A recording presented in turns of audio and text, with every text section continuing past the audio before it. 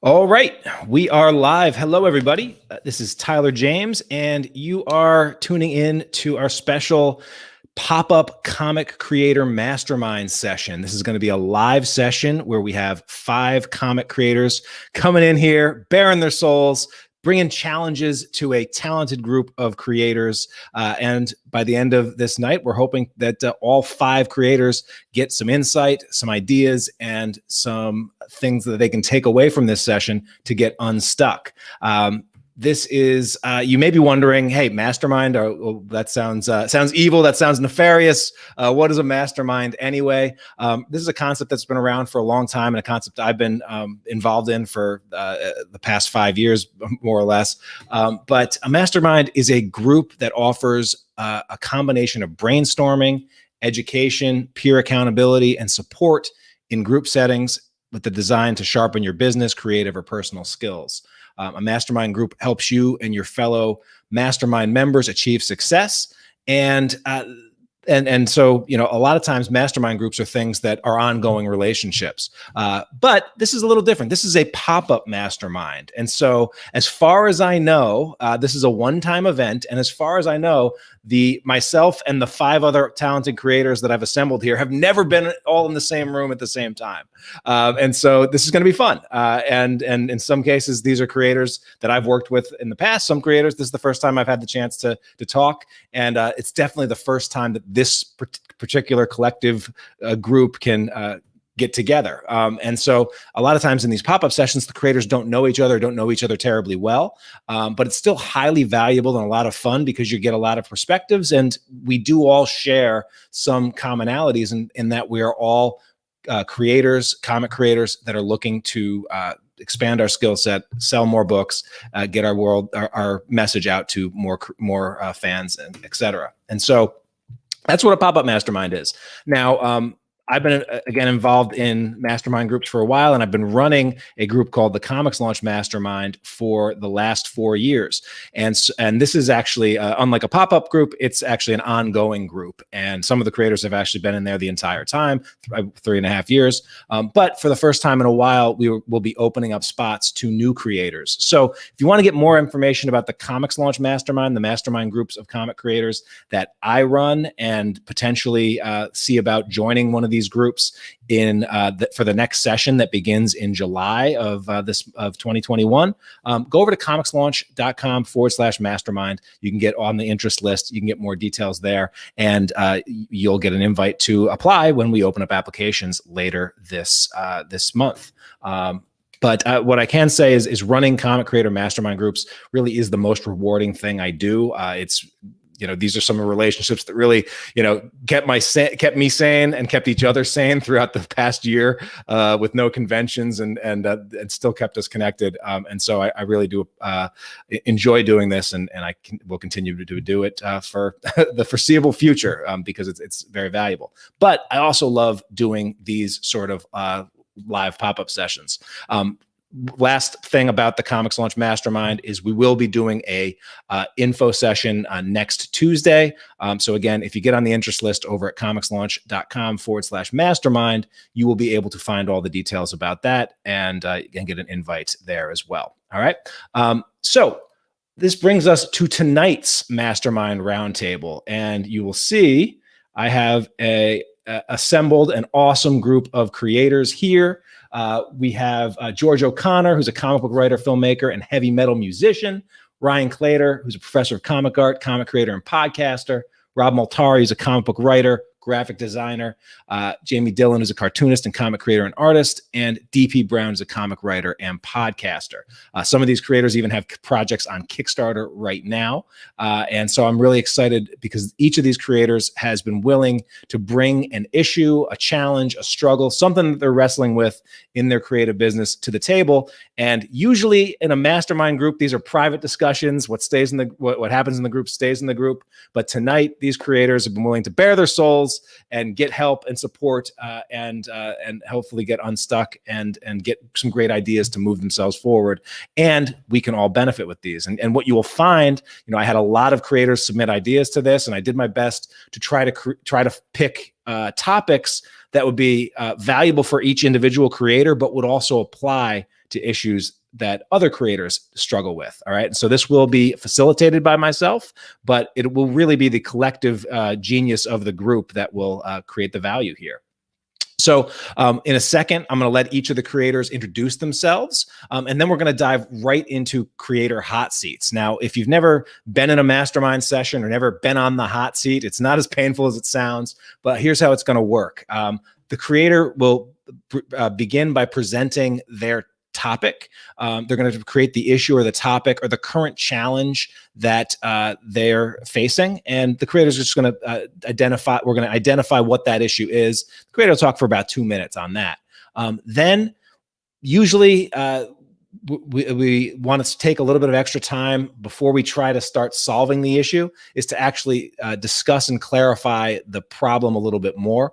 And so the creators will ask questions and try to dig deep and uncover the real challenges or issues or underlying beliefs and things like that that are keeping the creator stuck. Then we'll be able to get more information from the creator. Then we'll ask the creator to take a step back and listen as we go around, and individual creators will brainstorm potential solutions, ideas, etc. And we'll try to generate a lot of those. And then finally, we'll ask the creator who brought the issue to reflect on what resonated with them, what things they might want to what actions they might want to take or are willing to commit to do as a result of being in this session. All right. And so these will move pretty quick, and we'll try to get to all 5 of these awesome hot seats and challenges in just a minute. So again, I want to thank everyone who's tuning in live. I want to thank everyone that watches this on the replay or listens to these when they're broken up for the Comics Launch podcast. And again, if you are interested in knowing more about the Comic Creator Mastermind, if you're saying, man, I need to get on a hot seat on a regular basis, head over to comicslaunch.com/mastermind and get some more information about that. All right. What I want to do right now is give each of these creators an opportunity to introduce themselves. And so let's begin with Ryan Claytor. Ryan, please introduce yourself and tell these people a little bit about you and what you do. Hey, Tyler and Mastermind listeners. My name is Ryan Claytor. I am a coordinator of the comic art and graphic novel minor at Michigan State University. I'm also the professor of the comic studio courses there. And I'm also a creator of my own work. I am the man behind Elephant Eater Comics, which is my self-publishing venture. And my most recent book, Coin Op Carnival, that I co-wrote with my very good friend, Nick Baldridge, and I illustrated the entire thing, has won some awards. We got the first place Space Prize for graphic novel this past year, and was nominated for a couple others in the Ringo Awards and also in the Twippy Pinball Awards. So that's a little bit about me. Yeah, thank you, Ryan. Thank you for being here. And Comics Launch listeners may recognize Ryan's voice. He was actually on the podcast a short while ago as a guest star for his son, who is actually the youngest creator I've ever talked to launch a Kickstarter project. And your son had an awesomely successful launch. And so shout out to him and excited to have you here back on the podcast. I'll make sure to tell Owen Mr. Tyler says hi. Yep. Another shout out. George, please introduce yourself to the group. Hey, Mr. Tyler. So that intro pretty much was it. I'm a writer and a musician. I've got my own imprint called Homeless Comics, and we've done 3 graphic novels through there. Musically, I've been playing for, and this is going to hurt to say, 30 years. And recently what I've been doing is kind of taking my music side and helping create music for Kickstarters and podcasts, like Comics Launch is one of the ones that I did. And it's been great to connect with the comics community and helping them out that way. And yeah, I'm just a guy who likes creating and apparently isn't going to stop until the hands fall off. Yeah, once it gets in the blood, it gets in the blood pretty good there, George. Mm-hmm. Thank you for being here. Jaymie, let's go over to you and introduce yourself. Hey, wow, I feel so special to be in a mastermind with so many great creative people. I've only recently launched my first Kickstarter and it was a success and I'm really excited about that. So my background is in animation and illustration. I grew up in the 80s, which means I love both Saturday morning cartoons and horror movies. And my style is pretty much a blend of the two. It's bright and colorful with really terrifying imagery. I just love dark imagery and I just love bright colors with dark outlines. And I'll just spend a lot of time watching cartoons and horror movies. And that really influences my work. Not a bad way to spend the day. Rob, please introduce yourself again. Now, Rob was just on the Comics Launch podcast, but we can't get enough of him on this show. Rob. Thank you, Tyler. So I'm Rob Malteri. I'm the creator and writer of Nightwolf, and I'm also the founder of Lone Wolf Comics, which is my imprint for self-publishing. I am a graphic and web designer by trade. I live in Sharpsville, Pennsylvania with my family, and hopefully someday I will switch my full-time job to making this a full-time thing. Yeah, definitely, and another successful Kickstarter belt under your belt. Yeah. And then rounding out the hot seat panel here is DP Brown. DP, please introduce yourself. I'm DP Brown. Thanks for having me on. First of all, Tyler, definitely appreciate it. I am the writer and creator of Theme of Thieves. And you can go to my site, themeofthieves.com. I'm currently have a Kickstarter. There's about 16 days left in it. It's my second Kickstarter this year. After the first one, I did a children's book called Sammy and Sissy Protecting People. So that was my first Kickstarter. Really good success. Now I'm on my second one this year. So doing that, the Theme of Thieves is a time travel mystery series, and it's really exciting me. I'm really loving it right now. I'm just getting into making comics. So, this is like a big deal to me and like my dream come true. Also, I'm a Cleveland Browns fan, so I have to shout that out as well. So basically, that's just me in a nutshell. You can follow me online on Instagram, Twitter, and also on Facebook, Dog Pound Brown, and also Google the Theme of Thieves. It's on Google. It's all there. Awesome. Well, thank you everyone for being able to participate in this. Just an FYI, both George and Rob are actually current members of the Comics Launch Mastermind, so I know they are Mastermind and Hot Seat veterans. But I also, with this, I wanted a cross section of creators in the greater Comics Launch community, and I know that this will be some people's first hot seats, and so we're really excited just to have everyone here. And the best thing about these sort of groups is that there's strengths and blind spots and weaknesses and experiences that collectively can really add up to a special experience that no other group of creators, no two groups would provide the same thing. And so this will be a special thing. I did see a question about whether or not we'd be taking questions during this broadcast. We won't be taking questions during this broadcast, but I do encourage any of the 30 folks watching this live, or anyone that does tune into this after the fact, catch the replay, to if you have suggestions on any of these topics, if you want to connect, or if you want to commiserate, or if you're saying that's me or same with any of these issues, please interact in the comments, whether you're on YouTube, Facebook, or wherever you're watching this. Go ahead and chime in, and I'm sure these creators would love to go back in after the fact, or we may even be able to bring a few of them up during the broadcast. But go after the fact and interact with you and take on those additional suggestions as well. So feel free to. We're going to encourage you to make this interactive, especially if you want to chime in. All right. With all of that said, let's get things rolling with the first hot seat. We're going to begin with George O'Connor. George, what is on your mind? I've got an anthology that's I'm gonna put into Kickstarter. Best case scenario, August, maybe September, October. It's going to be about a 64 page anthology that I'm working with 6 artists that I have admired for a long time, and I figured this short anthology would be a fun way to get to work with them and put something together. It's called Toddlerpocalypse, and the log line is basically the worst part about actually trying to survive an apocalypse would be the children, and showing how kids would make every situation a little worse the actual apocalypse would. It's been a lot of fun to put together with my writing partner, Diana. Talking with the artists already has been a blast. Personally, or at least Kickstarterly, I'm looking to level up. This will be, I believe, my 7th Kickstarter, and each one has done a little better than the next. And I think, like a lot of people, I'm hoping the next one is going to be the one, where you just hit start and you just watch it all happen on its own. And where I'm at now is kind of where I always get stuck, which is thinking about the rewards.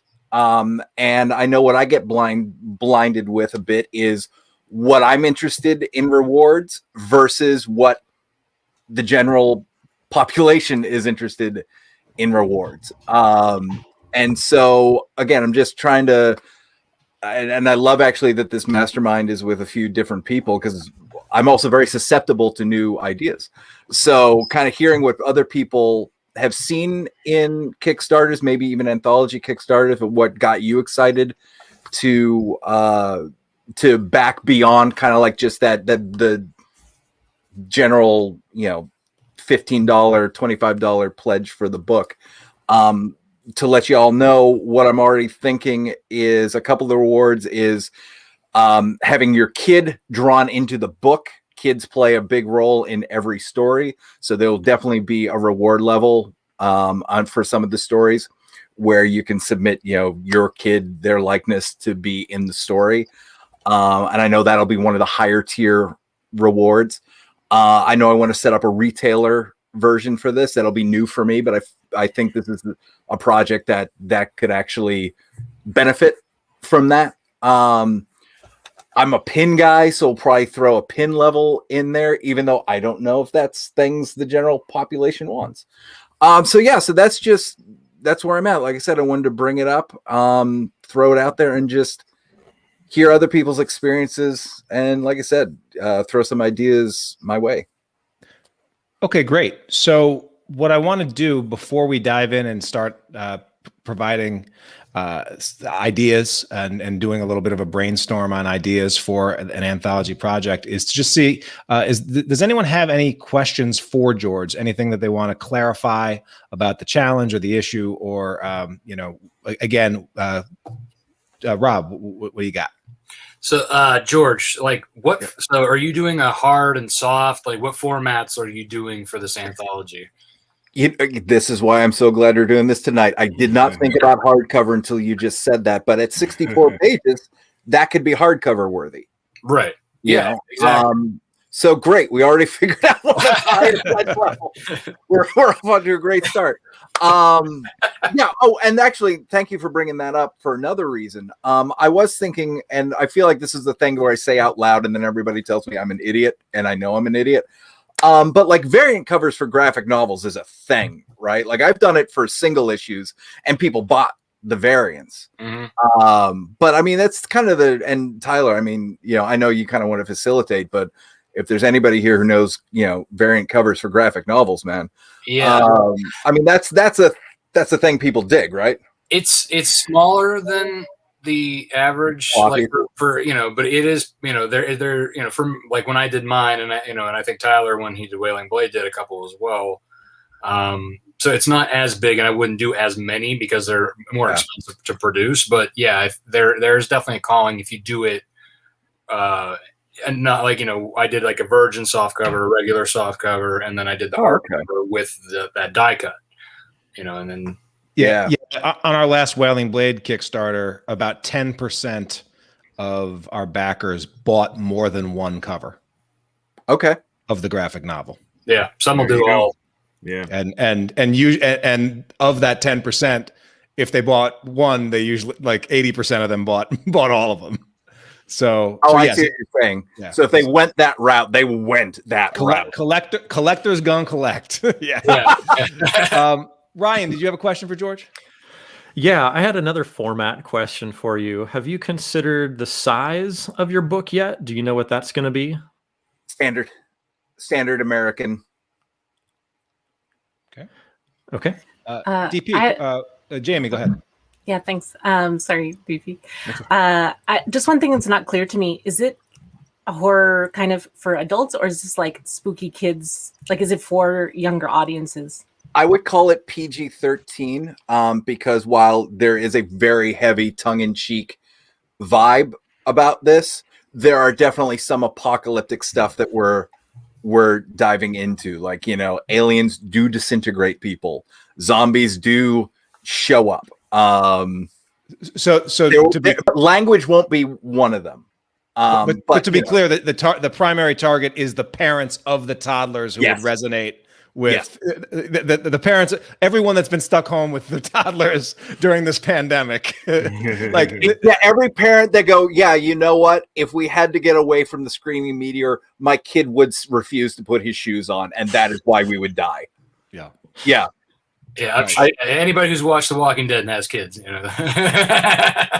I kind of felt like it would resonate, and the few people I've talked to and some of the artists who are parents, I didn't realize how hard this idea would resonate. So another reason I have hope for this project, that, you know, once we start getting it out there and start pitching it, a lot of people start nodding their heads and, you know, get it, you know, enjoy the crossover of just, you know, parental universal pain with some fun, you know, apocalypse horror tropes thrown in there. But to your point, yes, this isn't meant to be all ages. And DP, question for George?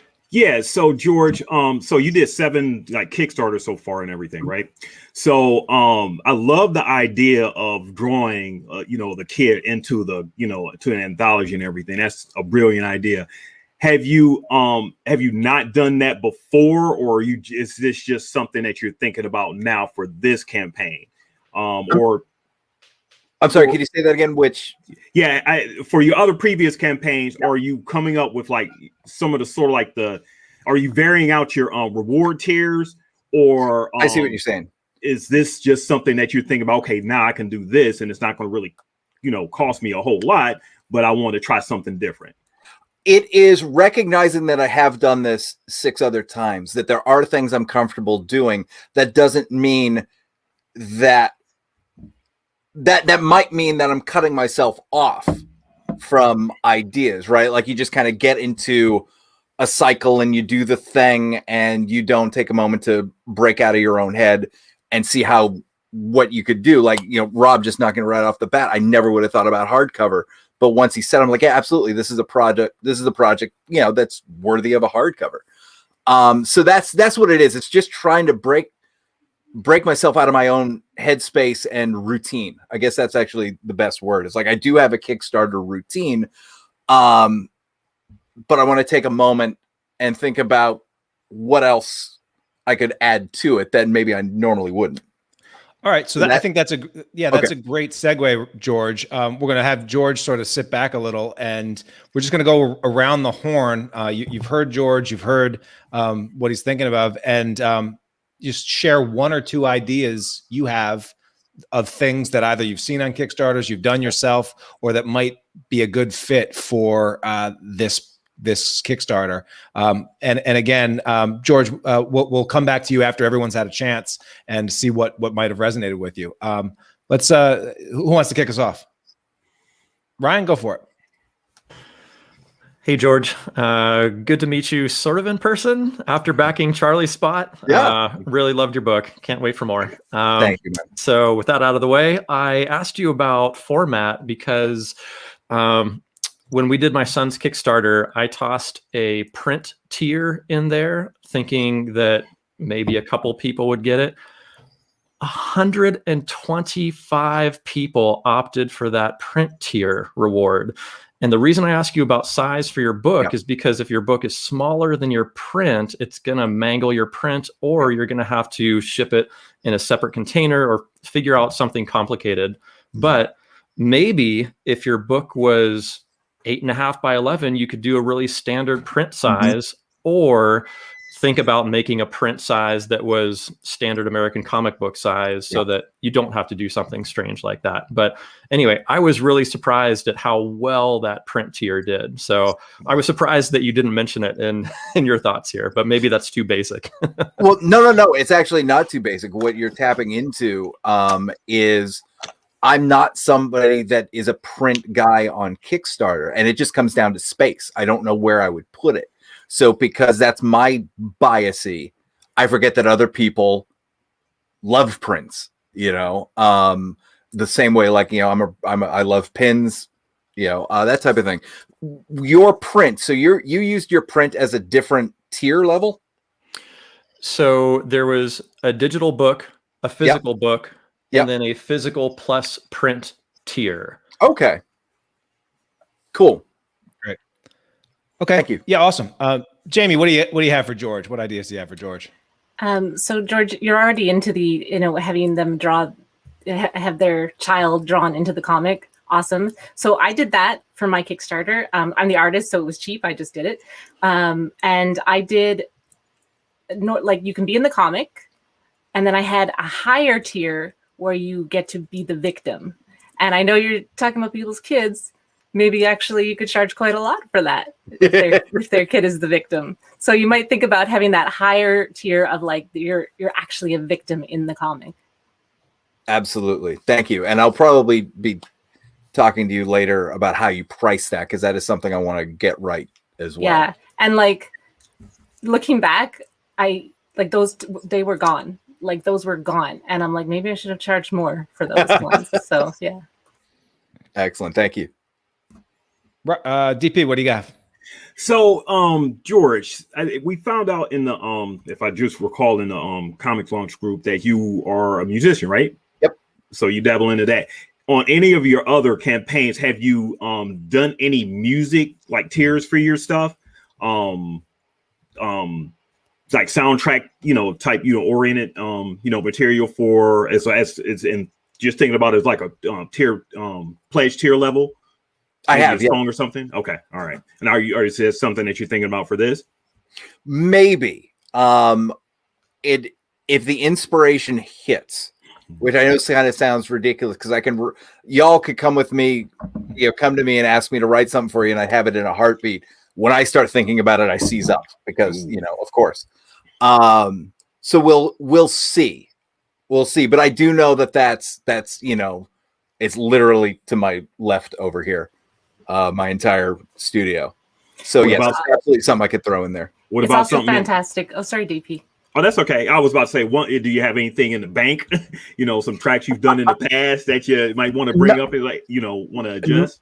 Not to sound egotistical, but I can put stuff together pretty quick. It's one of the things I love. So I could put it together, and it's something I absolutely love. So it's not work, Yeah. We had a fun thing with Sync where the first volume, it was kind of like an anthology, but the same team, but all different stories within the same world. And there was a musician that is a good friend with John did an original theme to sort of accompany the reading of that issue.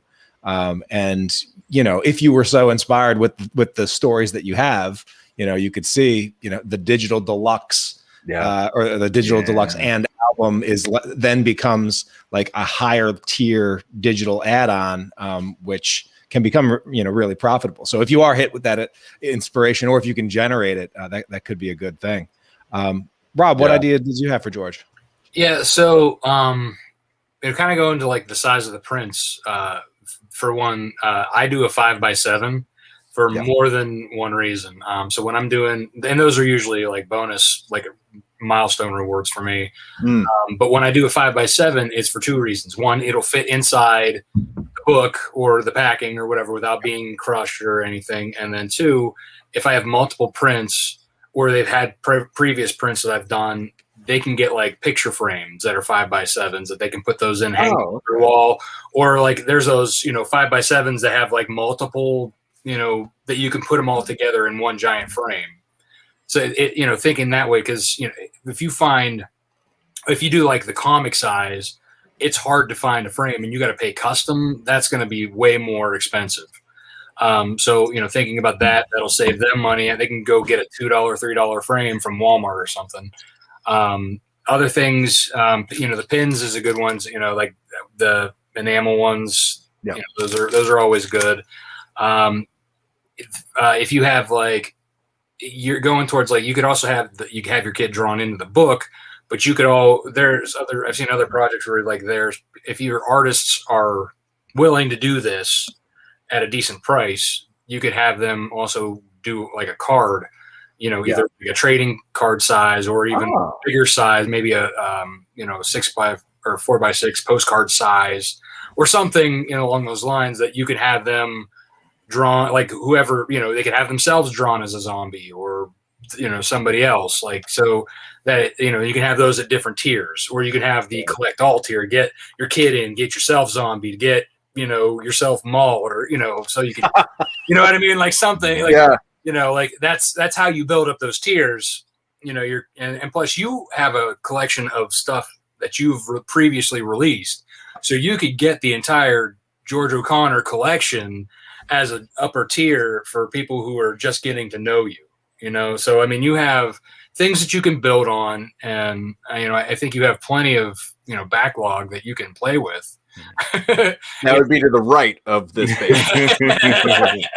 Yeah, so I mean, like that kind of stuff. Stickers, like die cut stickers, those are really popular with my campaigns. Do like a zombie or like a chibi version, something like that. That's always cool. Or I mean, I'm not sure how much longer like masks will be a thing, but like if you had like a zombie mouth, that's always fun.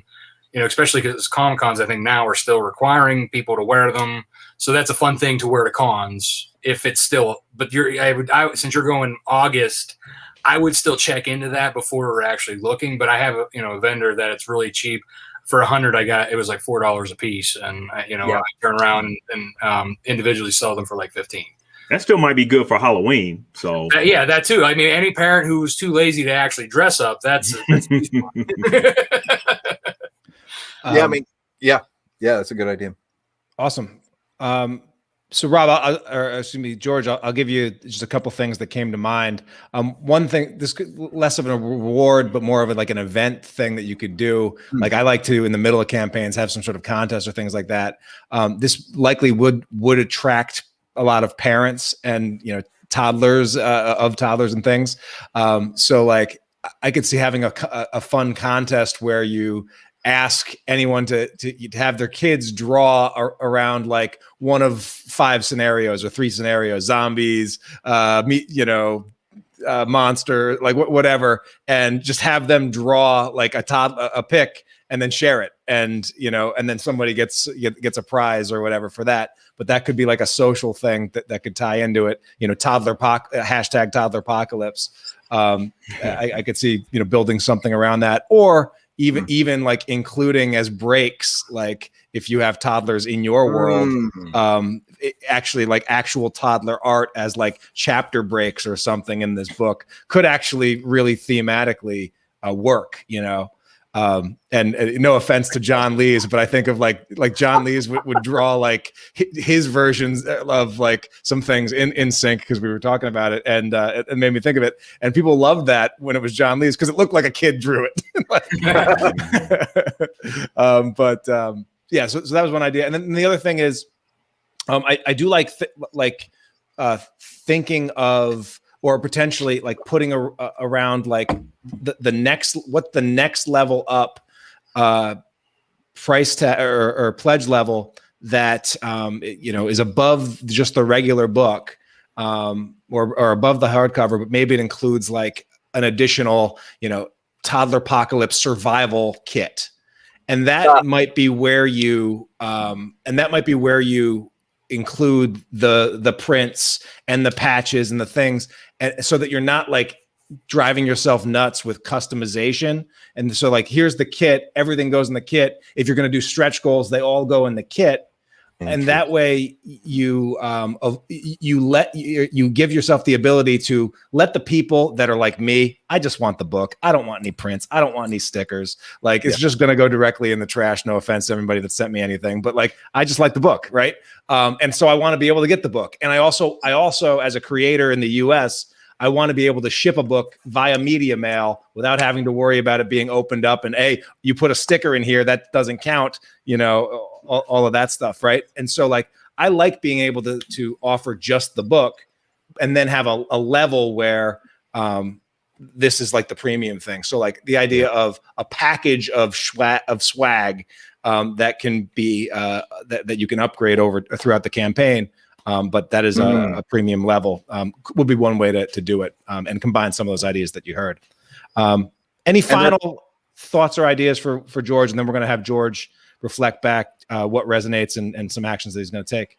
I thought of one kind of like when we were he was talking about, because I know he, being in a band and playing and making the music. I thought one fun way would be maybe get guitar picks with like the logo like printed on them, because there are people out there who collect guitar picks. I mean, whether it be at a show or whatever, I know that there have been campaigns that I've heard of that have had something like that. I don't know whether it'll work for this one particularly, but I know with you and your branding, that's, to me, that makes, a lot of sense from that standpoint. Awesome. I love that idea. If anything, I would use them. Exactly. It's the best swag that never goes lined up. Never goes to waste. All right, George. So what did you heard here resonated, and is there anything that you're gonna dive in deeper on? Well, I mean, first, this is absolutely everything I had hoped it would be. You shook my brain open, and I'm really excited to start poking at these. So thank you all so very much. It's absolutely what I love about being part of the mastermind in general. So thank you for tonight. I absolutely want to start thinking about the hardcover. The ones that I have gotten, and Tyler Willingblade being one of them, there's just something extra about them. And I'm really excited about this project. So I want to explore about doing a hardcover version of this. I appreciate the conversation about variants, that it's something to throw in there, but maybe in this scenario, it's not something I go heavy with, which was great. The album idea was interesting. Again, I didn't see the two overlapping here, but with 6 different stories, those are kind of like 6 different themes that could be a mini album, which could be interesting. The masks make sense, and they can't, and God willing, we won't need them in August or October. But if you tie it in with the theme of the book, and if it's October, that type of thing, it could still work. Love the idea of opening it up to kids drawing, their kind of Toddlerpocalypse. And you just shot my head off with the survival kit. I heard everything you were saying, but I was starting to think of like, well, as a parent, when stuff is getting messy with your kid, what do you need? And I'm starting to like, do we include a coloring page in this survival kit? Do we include a ring pop in this survival kit? Just kind of thinking back to when my son was 1.5 to 4 and it all went to hell. What did we throw at the problem to try and dissolve it? And that could be, yeah. And if one of the things that people are resonating with this idea is the, oh my Lord, I absolutely am either living it or lived it.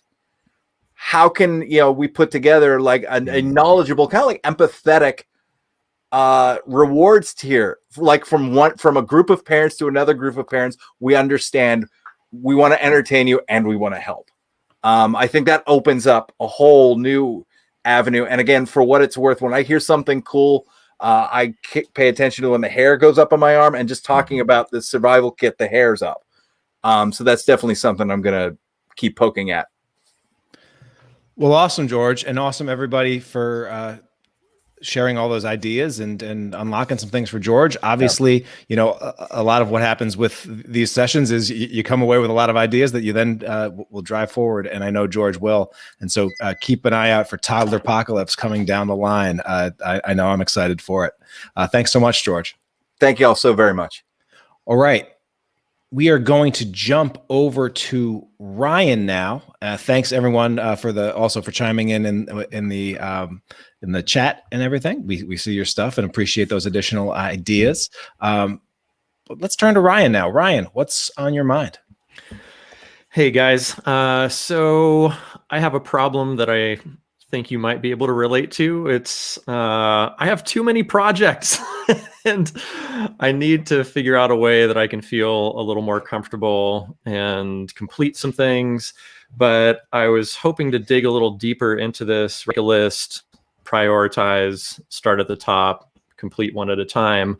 But like, you know, taking into context these nuanced things like level of interest in a project or length of time a project might take or obligation to others or so I need some help. So I've got like we all do many things on our plate. I mean, I'm a professor at Michigan State University, so I have not only the classes that I teach, but I'm also the coordinator of the comic art and graphic novel minor there, and the director of the MSU Comics Forum, and just wrapped up the podcast over there too. So there's a lot on that plate, but the plate I'd like to talk to you about more is my personal creative plate, which is making comics and doing client work, which involve everything from designing neon signs to illustrating custom watches to many different things. And of course, my own comics. So sometimes I feel a little pulled in too many directions, and maybe you felt like this before, and maybe you have some sage words for me. I can't wait to hear what each of you have to say. Awesome. And I know that this is definitely something that I hear a lot and that resonates with a lot, and it definitely resonates with myself.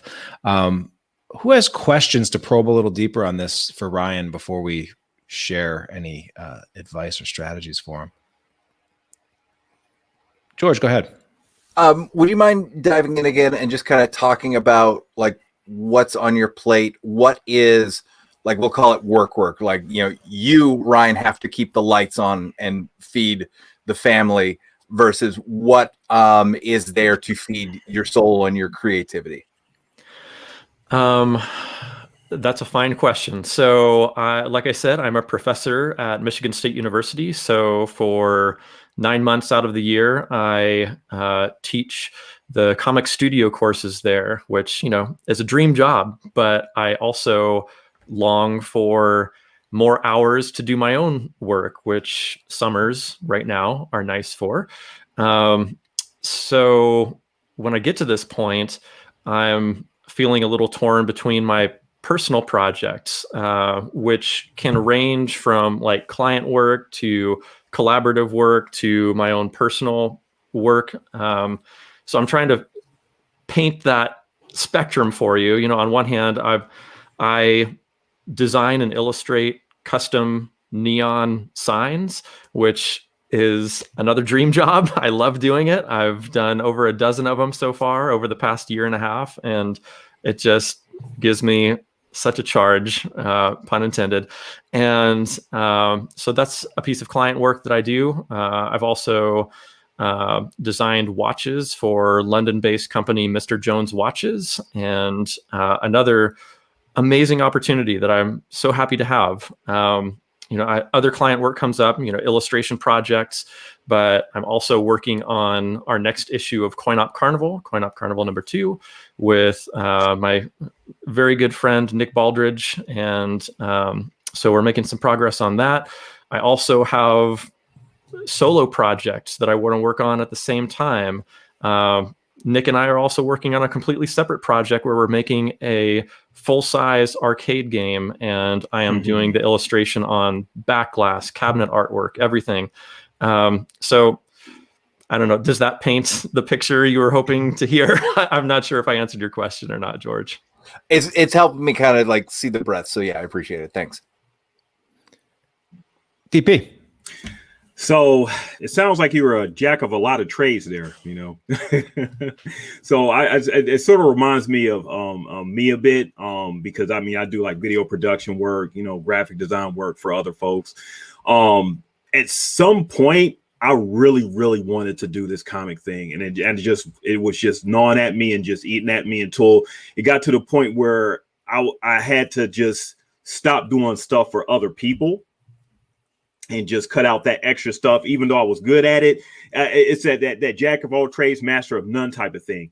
If I didn't fully concentrate on the stuff that I did for myself instead of stuff for other people, it would further delay the work that I wanted to do for myself.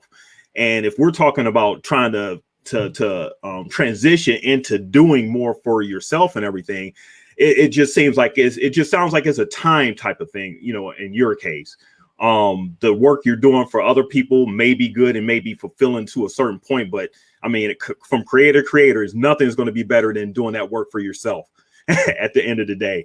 So I guess maybe dropping some of the extra stuff that you're doing for other people. If it's not, you know, stuff for yourself, then, you know, you maybe want to seriously think about that. Okay. Other questions for Ryan before we get into how we might manage this stuff? So what does your day look like? And aside from that, like when you're doing these extra jobs for these clients, is that money you're putting towards family stuff, or is that stuff you're putting towards creative stuff for your personal stuff? I'll answer the last question first. The money is split between creative projects and family. And your first question was, what does my day look like? Sure does depend on the day. In pandemic times, we have sort of a split schedule set up. All of us are at home. You know, we have 2 full-time jobs and remote second grade schooling all under one roof. So that means on Mondays and Wednesdays are my work day, Tuesday, Thursdays are my wife's. And when it's not our personal work days, we are helping our young son with his schoolwork, which is always a delight. And then on Fridays, we split it down the middle. My wife's got the morning and I've got the afternoon. So kind of have half a work week right now.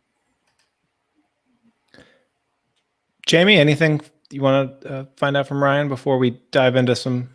Yeah, for the paid work, do you do it because it pays you and you need the money, or do you do it because you absolutely love those projects? I would call myself a mid-career cartoonist at this point, and I feel very lucky to be able to only take on the jobs that I really want to do. So like the custom neon work, I love it with all my heart and soul. These custom watches that I'm doing, I feel blessed to be working with this company in London. So yeah, those jobs that I'm doing, I do very much enjoy. So I have a question for you, Ryan. What's the problem? That there's not 5 of me to do all this stuff. What's the story you're telling yourself about not being able to do everything all at once, or at the pace that is it that you're not getting enough done? Is it that you're not doing enough, or is it that what's going on there that this is weighing on you a little bit? I think that I probably feel that I'm never as productive as I could be, should be, might be. I don't know. I guess that is a lingering feeling that I have as a creator. Like I always want to be able to produce more than I'm able to produce. Okay. All right. Does anyone that have, and again, just a question for Ryan before we dive into topics around this? Because anyone have anything else they want to probe? You get real tired at the end of the day, Ryan?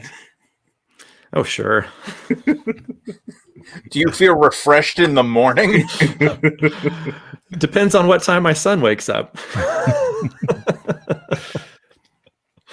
All right. Who wants to take a lead at sharing just some ideas for Ryan? We'll let Ryan sort of sit back a little bit and hear from a few creators, and then we'll come back to Ryan and hear what he's heard and processed.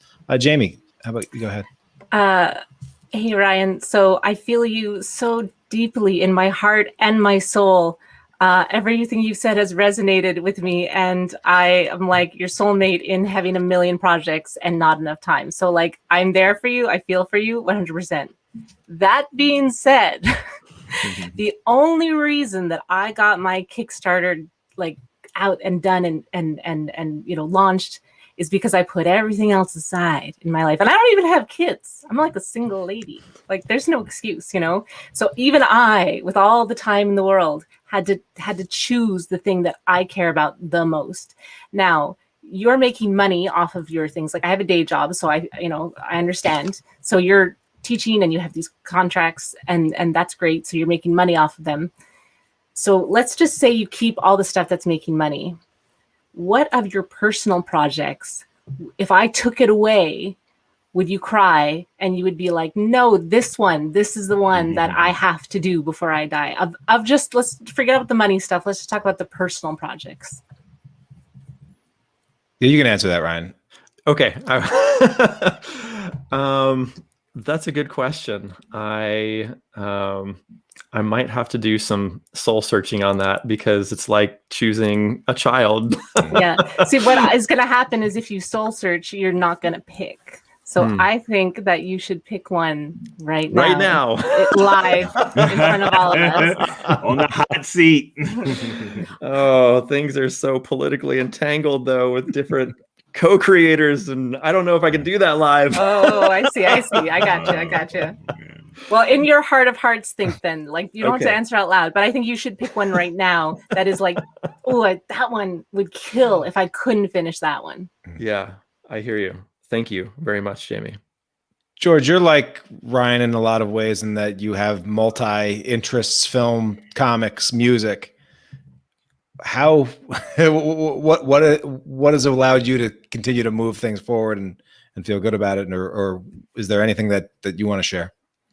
Yeah. I mean, first of all, like you were me 9 years ago, I absolutely remember my son, 7 years ago, when my son was in second grade and all of that.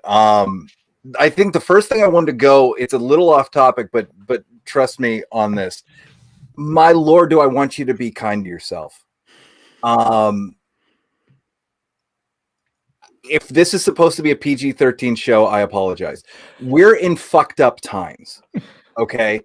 The amount of energy we've had to expend over the last 15 months just to survive and get here has been unprecedented and ridiculous. That energy sucks the creative reserves.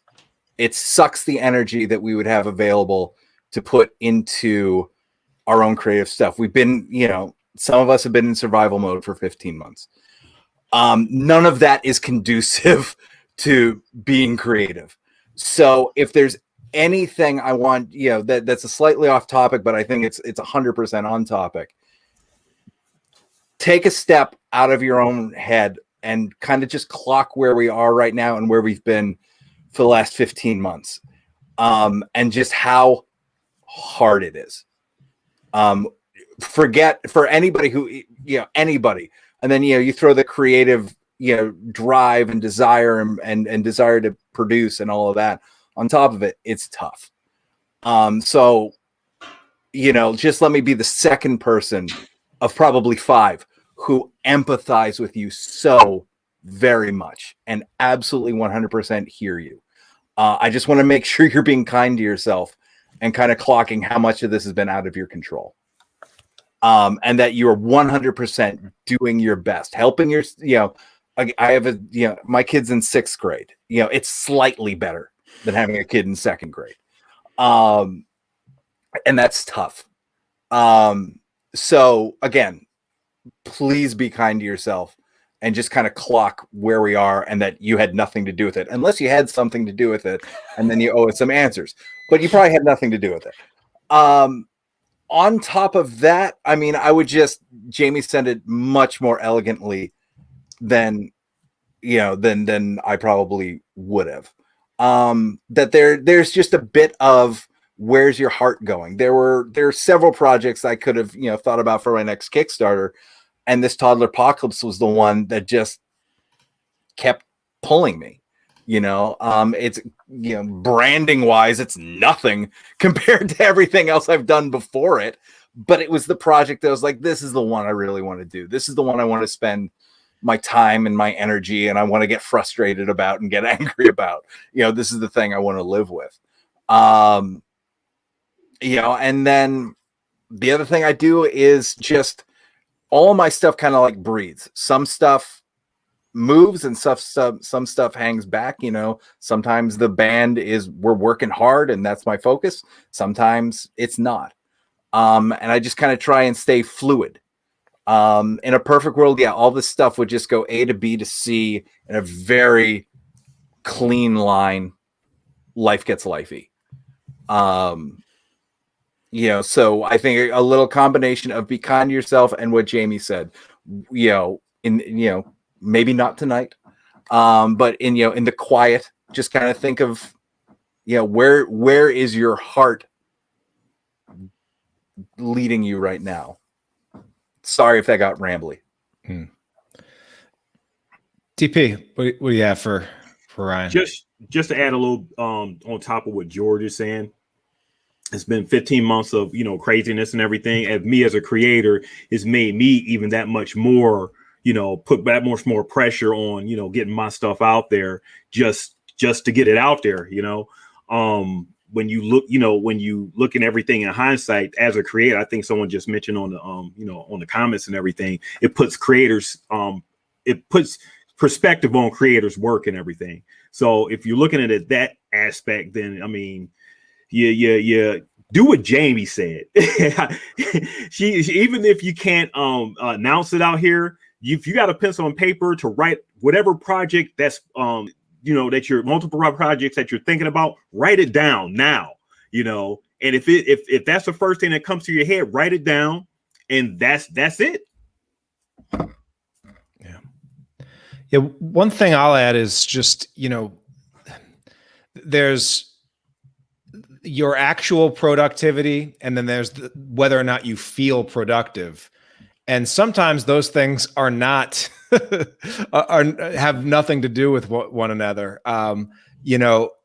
Because a lot of times we quickly normalize the output that we produce. And if last month was less productive than the month before, but 5 times as productive as it was a few years ago, you're going down. I look at like LeBron James right now, like he might get bounced out of the playoffs this month.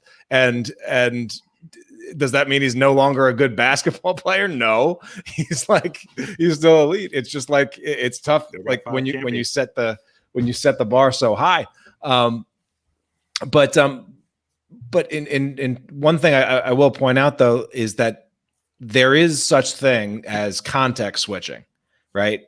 Which is a sort of like a tax or a drain that comes from going from one project to the next project to the next project. And so the more projects that you have going at any one given time, the more there is a, productivity time lost, getting back into that project. Where was I? What was I doing? Where was that at? Got to set it up, then got to put it away because we can't leave this project out.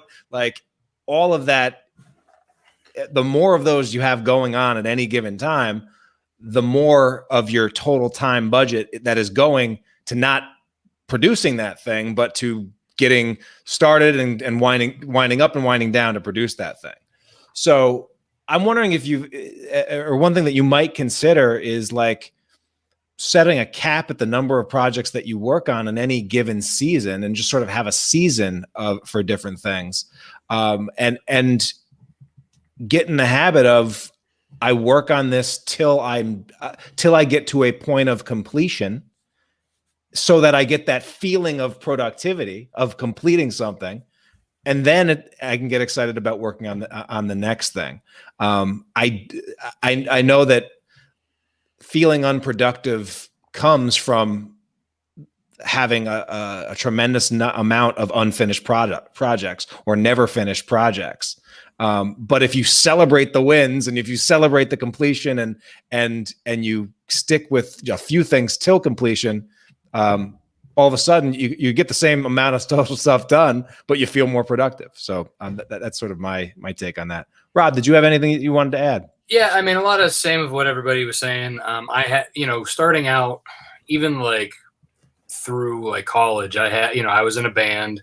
I have like 5 different titles that I want to do, and then life happens, so it kind of got to the point where like, okay, well, my band kind of, we broke up, so that, and then I started having a family, kids, and, it was like, I still had that drive, from way back that I wanted to do this. Right.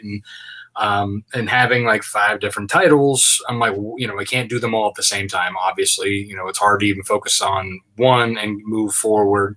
So, but, in the end, it's like, you have to do that focus. Which project is the one that just like Jaymie said, which is that one that you really, have to get out there first. For me, that was Nightwolf.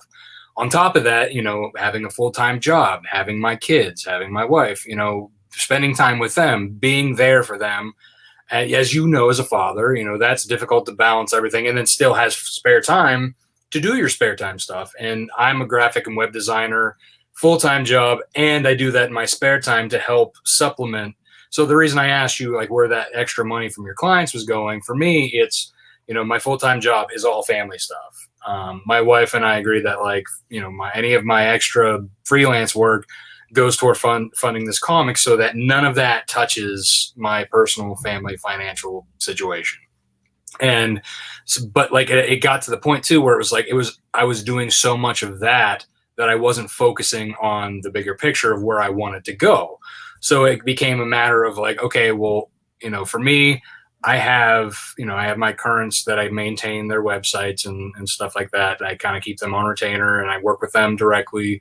But in the same sense, if I were to take on new clients or like one-hit websites, for me, it's also got to be worth my time to do it. So like, I'm not, in no regard am I, cheap to work with as far as like where it comes to web design stuff. And I kind of do that on purpose because for me, that time is important, so, and I know, what I have worked with my other clients and where I'm at in my career. So it's one of those things too. It's like, you can pick and like, you said you're able to pick and choose, which is good as far as your clients go, but then you might also need to be a little bit more picky, to say, okay, well, these are the only projects I can take on for my clients. So I have the time to focus on this personal project that I need to put a lot of time to, because there's a lot more to just writing, to illustrating. If you were the main marketer of this book, then you still have to take the time to do the business side of things. If you don't have a partner on that, so let's say this is the project you choose and it's all you, then you're the only one doing all these other things. And that's another thing that I get, personally, I feel bogged down and overwhelmed sometimes because there's so much even just to marketing one book. Oh man, good. Yeah, right. So like, it's that thing. It's like if you want to push this to the finish line, if there is a finish line, or if it's an ongoing thing, that's a whole nother bag that we could open up later. But I mean, even if you have an end goal with that project that you want to make sure you see, there's a lot more to it that, that you kind of have to get in that funnel and kind of focus it in, so it's easier said than done. And for me, like I get up, my daughter is 3. She's going to be 4 in October. She gets up at the butt crack of dawn. So I have to get up even more at the butt crack of dawn before her to be able to get stuff done, and then in the evening that I'm still up, after everybody else is asleep, I'm still doing stuff, and then I get a couple hours of sleep. So caffeine's my friend, if anybody's wondering what, but that's kind of like, you know, as a father, it's like, you know, your son's timetables, you know, where you can get in. If you can sneak in here a little bit there, here and there, you know, that's kind of like how I work. I don't necessarily have a set schedule. It's if I have a minute that I can grab to do something, I am taking it, you know, if it's, you know, but like I said, I try to you know, make sure that my professional job doesn't go to the wayside, and make sure that I spend time with my wife, spend time with my kids, as you know. But that, like I said, if there's a minute where like somebody's taking a nap, if my wife fell asleep while, you know, like if everybody in the house is sleeping but me, like, or if I'm about to fall asleep and everybody else is asleep, I'm like, okay, caffeine, let's go. I got a minute. Let's do this. Even on vacations, you know, that's like, I'm constantly on the move. so that's just things that you know, could think about. Yeah. Yeah. So Ryan, I'm curious from this discussion and hearing different creators' perspectives, what was most valuable for you? Wow. I have a lot of notes in front of me. Thank you, everybody. So, you know, from Rob, I think really thinking about client work more seriously and being more picky about that. You know, DP was talking about writing projects down, and what is that first one you write down? I thought that was a good suggestion. I really like Tyler's thoughts on context switching and how that can, how productivity is lost because you need to refamiliarize yourself with that project after not having worked on it a while. And I can definitely sympathize with that. I think that's a really serious thing I need to look at. To George, just, you know, emphasizing the necessity of being kind to oneself. I think that's super important. And then, you know, I think the hero of the hour is probably Jaymie, who was saying that, you know, which personal project would make you cry if I took it away from you? And that is a question I'm going to be thinking about and answering very soon. Maybe not in front of everybody, but I'm certainly not trying to make you cry. That was not my intention. Sometimes you need to cry. So, you know, you sort of started this out saying not necessarily wanting to write all your projects down and prioritize, but it sounds like, you know, that's common advice for a reason. And so what's your next one or two action steps to move forward on this? Probably that action I was hesitant to take, which is writing these projects down and prioritizing. And maybe the second step would be to be a little more kind to myself. Yeah. If I can throw one last, because, you know, I don't want you to feel you have to give up a project. I understand the pain of that. So I just want to give one more quick advice. And that is, this is from like the multi-potentialite sort of theory of living, that, you know, people who want to just do everything. And there are two ways that you can approach your projects if you don't want to give any of them up. One of them is the octopus, acting like an octopus, which I believe you are already doing. You're doing a little bit of everything. And that's fine. You need to probably, if you're going to choose that one, you got a time block. You have to be really, you know, understanding of your time. The second is the phoenix, right? So the phoenix works really intensely on one project and then explodes and then it's done. So don't say you're giving up those projects, but you're going to push all them just aside while you finish one intensely. Just put 3 months or something in one. And then when it's done, so you're not giving up anything, you're just postponing. Because at this point, if you're not finishing them anyway, you might as well postpone it a few months, right? So that's my last advice for you. Yeah, there's that Oprah quote, you can have everything in life you want, just not all at once. And so thank you, Ryan, for bringing that to the table. I know a lot of folks resonated with that, and we wish you well with your many projects, all in good time. Yeah, thank you for all the advice and well wishes, everyone. Thank you. All right. So hey, thank you so much, everyone, for tuning in. We're going to keep these hot seats rolling fast and furious, and this time we're bringing Jaymie on board. So Jaymie, Dillon, please tell us what's on your mind. All right. So not like so far from Ryan's, actually. I finished up my first Kickstarter, and it's a single issue comic, but I did want it to be part of an anthology. And the anthology is going to be called Dangerous Women. It's horror, and each of the killers or villains are going to be a woman. And so the first one is a cyberpunk horror. It's very sexy. It's a robot sex worker who gets sentience, and she longs for more, to disastrous results. So it's very bright, very colorful, kind of sci-fi, right? Cyberpunk robot. And then the other ones in the anthology, I have a Celtic myth one. I have, a medieval one. Like, I'm going into different time periods. I'm drawing them all. They're all my style. They're all my story. So they're all that bright, cartoony style, but they're all really different. And when I first thought about my ideal client, when I first did my Kickstarter, I was like, the ideal client, ideal avatar is me. It's a spooky lady, day job in like graphic design, grew up on comics, loves horror movies, wears like horror movie t-shirts, maybe went to Hot Topic when they were a teenager. That was totally like my avatar. And then after my Kickstarter, it turned out it was mostly dudes who like backed my project. And that's fine, but it's not what I expected at all. So it kind of is like, I don't know who to market to anymore. Like, if I do an anthology that's Dangerous Women is the through line, but every story is in a different time period or a different myth, who the heck, I really want to swear, but I'm trying not to. It's really hard. Who the heck do I market to? If it wasn't spooky women like me, where did I get it wrong? Like, a big inspiration for me is also Heavy Metal magazine. So my stuff is pretty sexy. So I guess I can see why guys like it. No surprises there, but it's also very feminist, like sex worker positive work. So yeah, so now I'm like, I've lost my audience. That's fine. I can change audiences, but how do I keep a through line with all these different ideas for an anthology comic, and just one last thing is, like, I find horror fans, we don't just watch like cosmic horror. We don't just watch slashers. People have their favorite, but horror fans love tons of things. Like, I love so many, like, horror is my genre of choice, but in horror, like, I love all kinds of horror.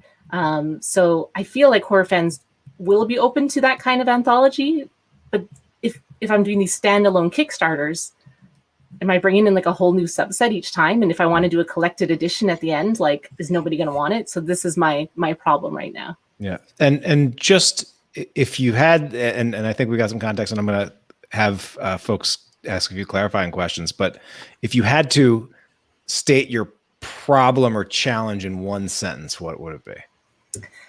My original audience. Yeah. So I thought my original audience was me. Now I see my audience is dudes who love horror. Turns out it looks more like the rest of us. Yes, us in this all you mastermind guys. right now. Yeah, everyone here, which is cool. High five. Yeah. It's like awesome. You're all awesome. No problem with that. But it just changes everything for me. Like, who am I marketing to? Who wants to see this anthology come to life? How do I find them? All right. Well, I think we have a good panel to at least chime in on this, and hopefully, if there are any ladies that are the avatar that Jaymie had in mind in the chat or watching this afterwards, you can let us know where you're at. And can we be best friends? and besties. But who has a clarifying question for Jaymie? Maybe Rob, you got to kick something out there? So like when you were talking about yourself, it was almost like you were talking about me, but in the female form. Like, legit, like everything you said about yourself was like my experience, like, through high school, and like, it's like, it was the Hot Topic thing, the rock and roll, all that stuff, the horror.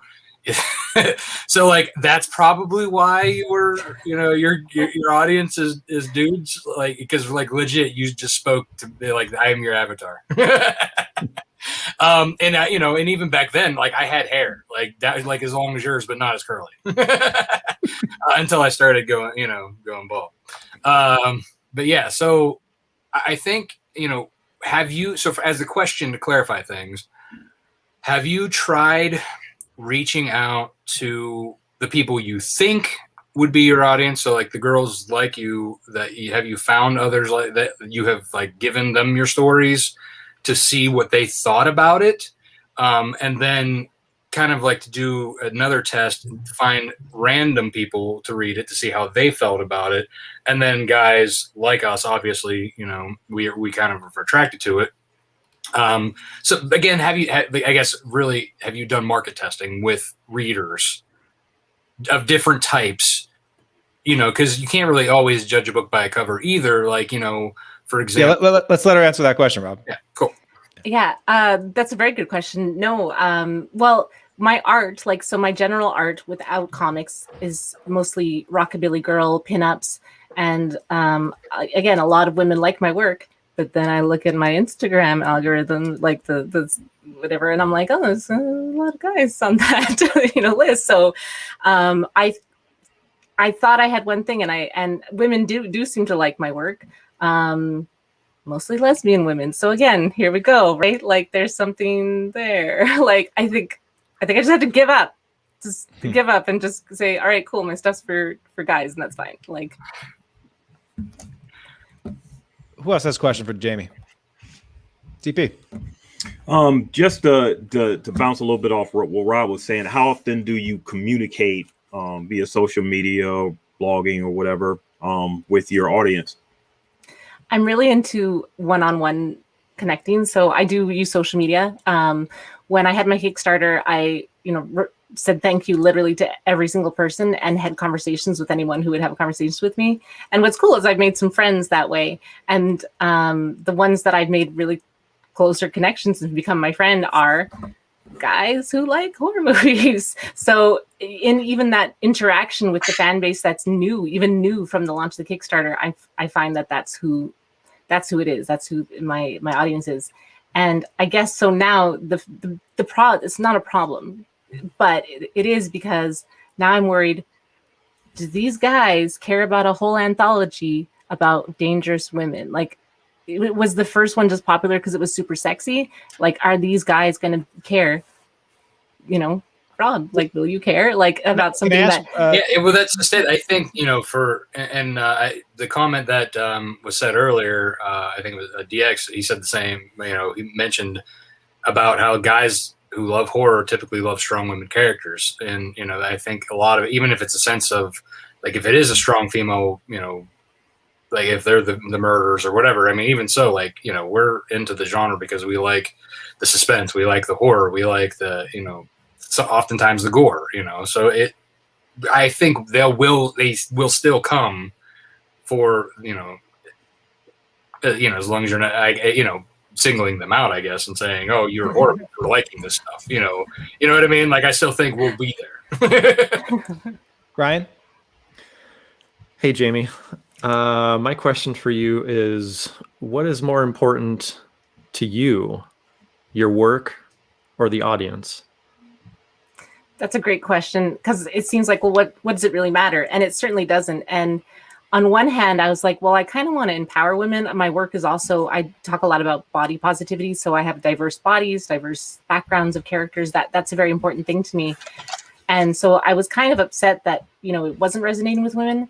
Then on the other side, I'm like, well, isn't it really cool that there's these guys who are into my feminist horror? And like, shouldn't I be encouraging men to want to read feminist horror? So yes, at one point I was sad that I was losing like that female market, but I'm super happy to be connecting with dudes about like feminist issues. So yeah. Can you remind us what the title of your first Kickstarter that you launched was? It was True Love Inc. So yeah, it's about a sex worker robot, and that's the company she works for. Right. So I would not be surprised if a title, Dangerous Women, brings back the people that backed your last Kickstarter, and then also May with that second crack at the apple, and having you had a past Kickstarter and Kickstarter backers, you may find yourself surging in the algorithm a little bit earlier and getting on the radar of some of the women out there that seemed like they served more of the audience that you're looking at. I'm thinking of like Spike Trotman and some of the stuff that her people have put out there to attach some of those angles, as well as some of the other like really strong work that we've recently seen pop up there. So I wouldn't be surprised if this next launch actually does a little bit of both, brings back the guys that still seem to be on board with what you're doing, and my track a little bit more. George, thoughts? So when you were talking about your audience, I was just curious, did you have an audience that you were then going to bring to Kickstarter, or did you discover your audience through Kickstarter? So I was funded on the first day, and it was mostly people like friends and family. It was like an outpouring of support, and I was like, oh my God, this is like, I can't even, I'm crying. So I did bring an audience, but they're not my ideal audience. They're people that love me and probably would have supported whatever comic I did. So what I found on Kickstarter, that's when I started to feel like, oh, this is the people that were interacting and adding me on social media. That's when I really discovered who the avatar really was not who I thought it was. Okay. I have thoughts, but I'm not sure if we're into that portion. Yeah, let's share a few. Give me your thoughts. Okay, so part of this is going to come from the fact that my day job is an advertising marketing copywriter. So as I'm kind of breaking this down, I think what this is it's just information. It's neutral information. You now know something you didn't know before you launched. And it might be surprising information, that you thought that this was going to attract a certain, non-friends and family audience, and it attracted another group. So part of me just kind of like, don't take that as just information. Maybe not. I'm kind of catching a bit of a negativity about that information, and I wouldn't. It's just like, okay, this is, naturally speaking, this is who it resonated with, and they dug it. They found it, especially the people who aren't friends and family. They bought it on, for what it is, which is fantastic. A lot of times when I'm working with clients, they get so into the weeds about their own product and their own selves that, what they think is most important to their product, they kind of like lose, like, well, who's the customer? What's important to them? And thinking that way, whereas empathetically, where putting yourself in their other shoes. And sometimes they can outthink themselves. I'm kind of getting a bit of that vibe, kind of listening to you, that you might be outthinking yourself. I don't think there's anything wrong with the path that you're going down. I doubt, I don't think this audience would then be turned off by what you're doing, but then just turn to 11. And that's what it sounds like this anthology is it's taking, this one Kickstarter and blowing up the world. And it feels a little bit like Toddlerpocalypse as well, where there's a thin line, but then we start playing with that thin line.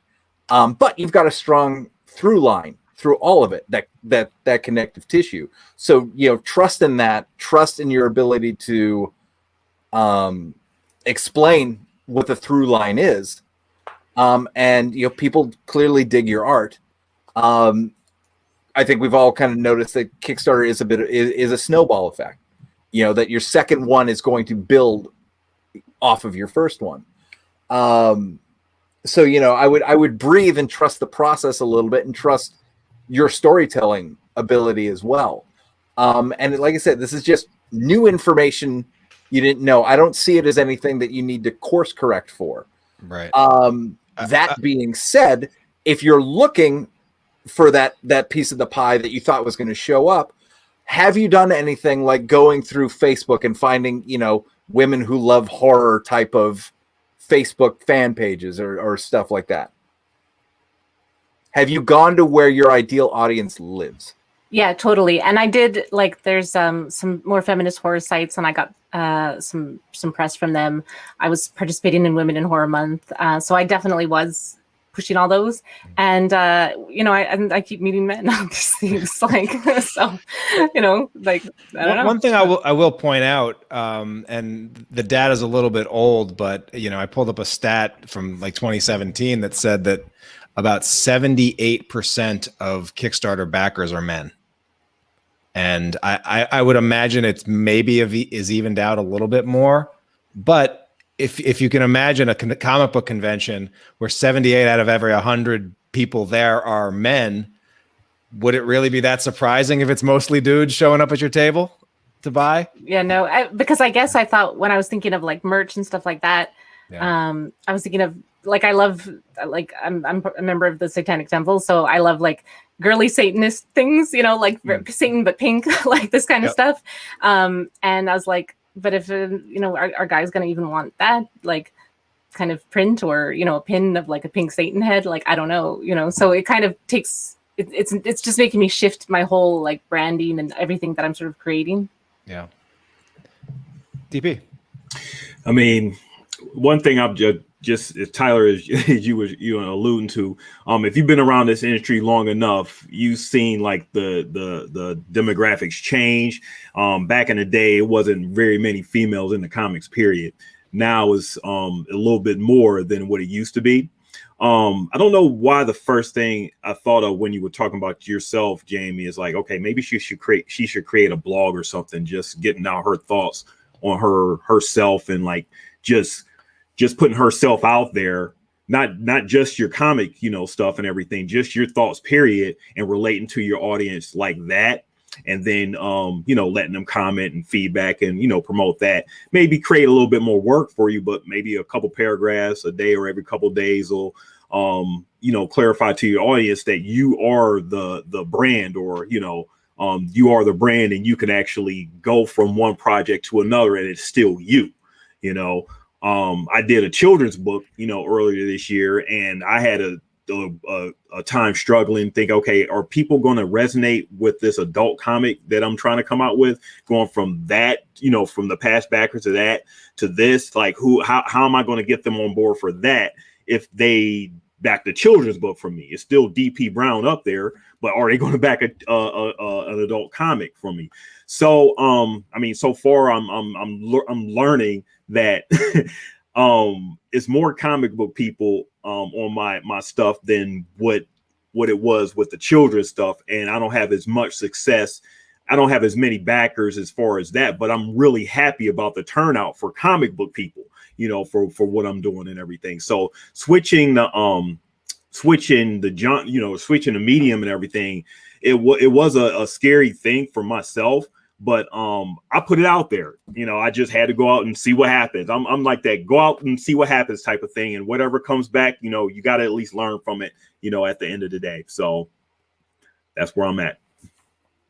Yeah. I also would just say, you're still relatively early at this, with your one launch under your belt. So now's a great time to be testing and to seeing who resonates with what. And it could turn out that, this next one takes off even more, and then that leads to more like that, or you go in a different direction. But, especially when you're just getting started, I think a lot of creators like worry about getting pigeonholed before 99.99% of the world has had the pleasure of getting exposed to their stuff anyway. And so, you look at guys like Tom Hanks or other things that, thank God that they didn't just say, oh, well, I have to do jokes in every movie I do for the rest of my life. Like, Ryan, thought. Yeah. Hey, Jaymie. I feel like I have a lot I want to talk to you about, but I know we're limited on time, so I'll try to keep it somewhat brief. So I think George said that there was sort of a negativity about the surprise in who your audience was. And I heard you say that about men. And then I also heard that subsequently, as you mentioned, you're surprised that lesbians picked up your stuff.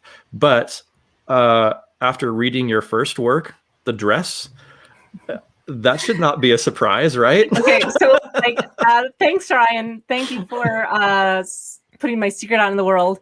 Yeah.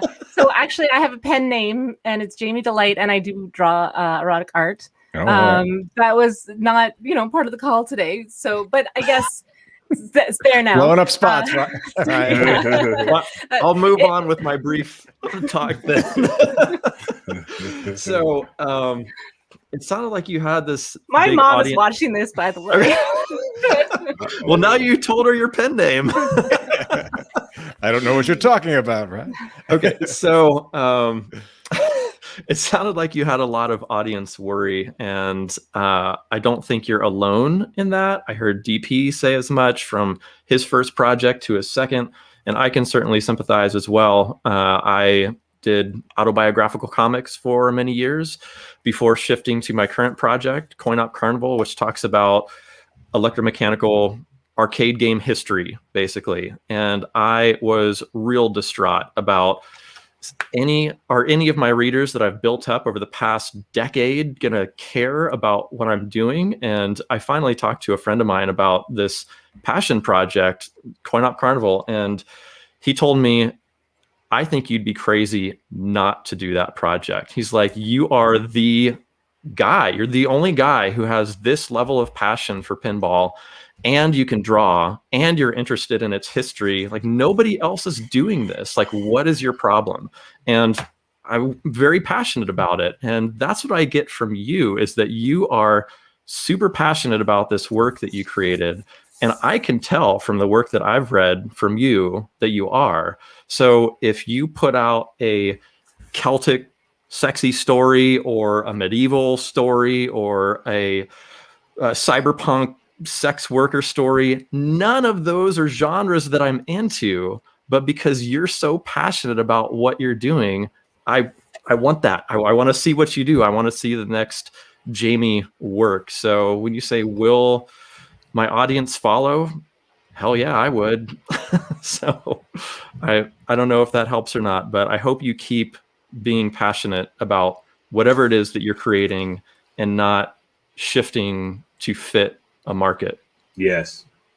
Great. Jaymie, I want to just turn back to you now and reflect on a little bit what you heard here, and what was valuable from hearing that feedback. Yeah. So I liked that George was talking about, like, hey, this is just information, like it's just neutral info that you've got now. And I certainly don't want to come off like, I hope that no one's going to take a soundbite of like, Jaymie, negative men. Like, that's not like what I want like people to take away from this. I'm not sad that it is this way. I just had a different expectation. And I'm cool with like shifting to that. I was just worried that I had to shift my stories more to fit the audience that I'm attracting. But George also said, don't overthink it. And that's what I'm doing right now. So let's just stop that. Yeah, DP, you were like talking about blogging, and I've been meaning and wanting to start blogging about this for a while, about my ideas of horror and feminism and gender and where all these sort of coexist in the horror and comic genre. So that's really fun. And you're right. I actually like Jaymie, like at Miss Jaymie Dillon is all of my social media. Like, I am my brand. So that goes, as well, Ryan, with what you're saying, that like, hey, just do your passion, do you make your work so intrinsically you, and it doesn't really matter. Like, if that's the audience you're attracting, that's fine, but you're the brand. And yeah, I love that. Well, thanks, Jaymie. And I think it's really refreshing that you do spend a lot of time thinking about your brand, but also engaging with your audience, and I think being surprised at who shows up, but then still showing up for them. That's just going to pay dividends down the line for you. And so I'm really looking forward to seeing more from you and seeing how that audience continues to grow. And who knows, you get it big enough, you're going to have one of every possible version of your dream avatar in that audience, and lots of them. So thank you so much for bringing this to the hot seat. Thank you. All right. We are going to switch gears and jump over to Mr. Rob Malteri. Rob, I know you've got something that you want to bring to the hot seat, and we want to help you out and hear from you on this one. Yes, sir. Go for it. So right now I am currently running Kickstarter, as we all know. It was a 22-day launch. I have 7 days to go, so it ends a week from today. And last week when we talked about what we were wanting to talk about for this, I was at 25% of my past backers have come back for this particular one, which I was wondering, why that might be the case. Now I'm up to like 31, but even so, like that's still, 31% of past backers. I'm glad that they came back. Don't get me wrong. Why? Like, what? I guess the majority of past backers from past campaigns total haven't come back. And now this is, what Backer Kit Launch is telling me, the total amount of backers from the last 4 campaigns total, and then coming back to this one.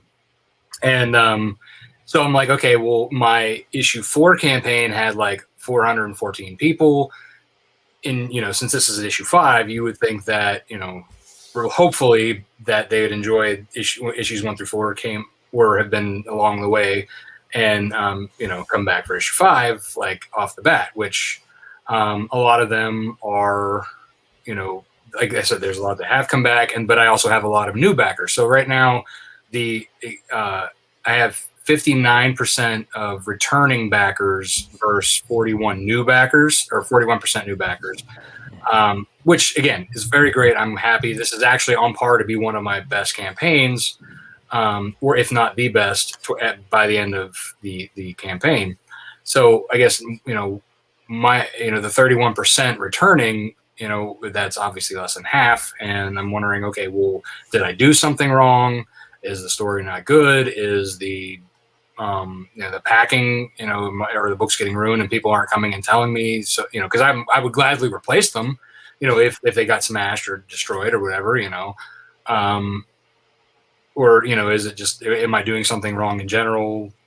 I guess, or am I just, I get that imposter syndrome just sinking in and making me think that, because I'm my worst enemy when it comes to like my self-esteem sometimes, and if there's like looking at that number, the data, it's like, that's just driving me crazy in my head.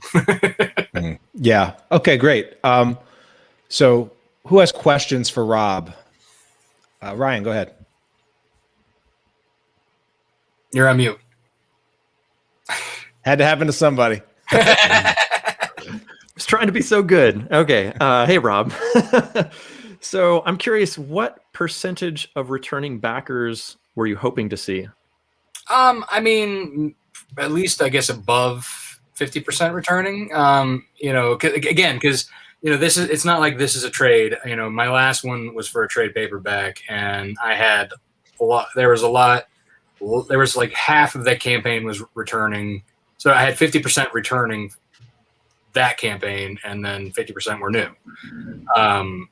So that for a trade, I thought that was really good because, returning backers for a trade paperback, that's existing content, that's great return. And, and then the new people coming in who like trades typically, that makes sense. So then coming into this, I thought maybe it would be because it is the next chapter in the story, and the issue 4, had like, did very well with 414 backers. I was hoping that the lion's share of them would come back for the next chapter. You know what I mean? So I mean, it could have been an over expectation on my part. And you're defining lion's share as over 50%.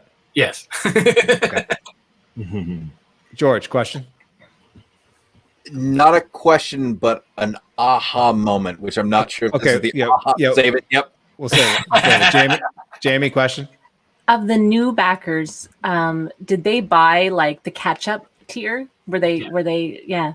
Mm-hmm. And yeah. So the new backers they're all buying catch-up tiers, or the digital catch-up, or one of the printed catch-up tiers. And for the ones that are coming back, do they just stay kind of on the same level that they backed last time, or are they getting higher tiers? I think it depends. Like for me, like the way I run, like my printed ones, I have typically 4 to 5 variant covers. So, and they're priced differently because they're different print runs. So like I'll have the standard, large print run at $5 or $15 to get the digital, the video song, and the book. And then there's like the next level up is it's $20 for the limited variant, and then so on and so forth for like the even more rare and extremely limited ones. They step up tiers. So sometimes I think for them it's whatever cover they like the best, or if or maybe they're just like, okay, well I just like to read the story. I'll get the the $15 tier. But then again, there are those ones who are like, I want all 5 or all 4, whatever variants of that issue. So I have those as well as a tier. So it depends. Again, it comes back to like what their choice is or their preference. Okay. DP, question for Rob? Yeah, what is your level of communication with your audience between from one campaign to the next? Or yeah, I have an email list. I'm emailing every 2 weeks. I'm also usually I keep kind of contact with the campaign. I do a little update and kind of give, because there's there are followers to the campaigns who don't necessarily, they're not on my email list. So I'll do some sneak peeks there. I'm constantly doing stuff on social media, sharing new art. So I'm keeping out there. Maybe not as active as I am like during a campaign, but I am. I make sure that I'm out there a couple times a week. Showing stuff and then emailing every other week. I want to take just a quick second for the benefit of those listening in and at home, just to clarify. Rob is using a tool to get this 31% metric called Backer Kit Launch. It's a tool. It's actually a free analytics tool, and then they have a paid thing that you can add on to it where you can actually message all of those backers. But it creates a very simple way to see, especially for those of us that have launched multiple Kickstarter campaigns, what percentage of all of the people that have backed you at all time, like across all your projects, what percentage of them come back for each project. And so that's where he's getting this 31% metric for, just to be absolutely clear. And again, if you have multiple Kickstarters, this is a tool you want to use and you want to check. But I also want to just point out that George's comment last time is that this is data, is just data. You're applying feelings to it. Again, how many other creators have you gone and polled to see how many other creators that have done 4 successful Kickstarter launches or before that have a live launch? What percentage backer, like have you done a cross section to find out what most people's backer returning rate is? No, I guess I really haven't. I more of it, I guess it's an assumption. Right. Using like Charlie Stickney as an example with White Ash, like, his audience just kind of blows up every time he has one, and you see it building, right? Do you know what his returning rate is? I have no idea. Okay, so you're assuming. Yeah. and you would say I'm pretty good at Kickstarters, right? Oh yeah, you're the master. And you'd say the Cthulhu Seas for Cthulhu brand does pretty well on Kickstarter, right? Especially that last one. Yeah. What do you think my returning backer rate was for that last one? I would assume around 50% at least. My returning backer rate was 13%. Really? We had 598 pledges out of 4,712 backers total. And that was actually about the third highest that we've had. The highest we ever had was 22%. Huh. So how do you feel now? I'm not gonna lie. It makes me feel a little better. Because considering how many backers you had. Yeah, and just for context, the campaign that got only 13% returning backers, we did $134,000. So last month. So, but again, like, had I just been looking at that 13% out of any context, I might be miserable. Similar to like email open rates. Oh my God, 27% of people open this email. Everyone hates me. Well, what are you comparing it to? Yeah. George, thoughts? So I think the Occam's razor in all of this is, you said it, the last campaign was a trade. And just going on my own. There have been books that I've backed because, you know, honestly, I wanted to see the art face to face. And the ones that I dug, and I can see that they're doing a serialized, and I can see that they are trending towards a trade. I haven't backed the following issues. I will 100% be there when they trade it up. It's just kind of a convenience thing for me. So I think that is the simplest answer is, you know, you hit a trade, and people who dug the trade and dug what you're doing may just be trade waiting. Unfortunately for us, trade waiting means a year or more. Yeah, I mean, we've talked about that timeline, like how, you know, the volumes that I'm putting on. Yeah. So I think that's the easiest answer of what's going on top of the information Tyler just gave you. And then, like, you know, as somebody who is invested in you succeeding, but not emotionally invested in this whole campaign, I will remind you, you are 36% over your goal. And you've already beat your last goal. And I have no doubt you will beat your total backers over these next 7 days.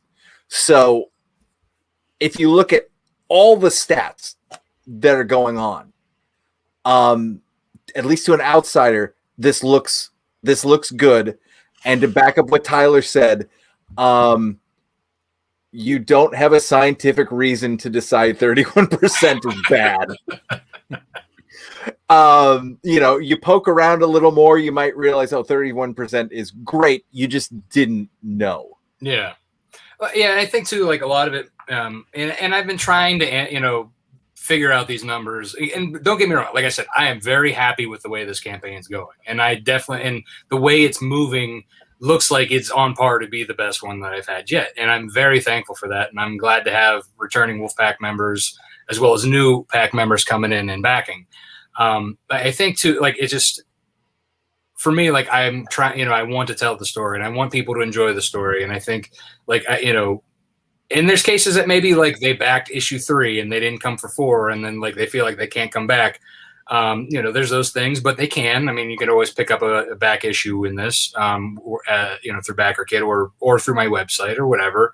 You know, in a sense too, like, I think like, there's so many things that are changing as far as like algorithms and emails and so I have, like, you know, Tyler was talking about open rates and stuff changing, like emails, you know, like, I feel like it's harder to stay out of a spam box. It's almost more difficult too to you know, when you're reaching, like, you know, Facebook ads, like now with that, the algorithms changed, like that, to me, like, my return on those aren't, you know, I'm doing a lot of the same stuff I've done, but the return on those the numbers aren't as strong as it used to be. You know what I mean? So it's there. I know there's a lot of factors to it. I may not be reaching past backers, possibly. You know, I'm again, it's just, I'm looking at that and I'm like, I get in my own head, and I'm the worst person for that. And, you know, I'm DP, you wanted to share something? Well, to George's point, I could definitely see the whole, okay, I'll wait until I'll back the first thing and then wait until the trade comes because I see where this is trending. It just says to me, if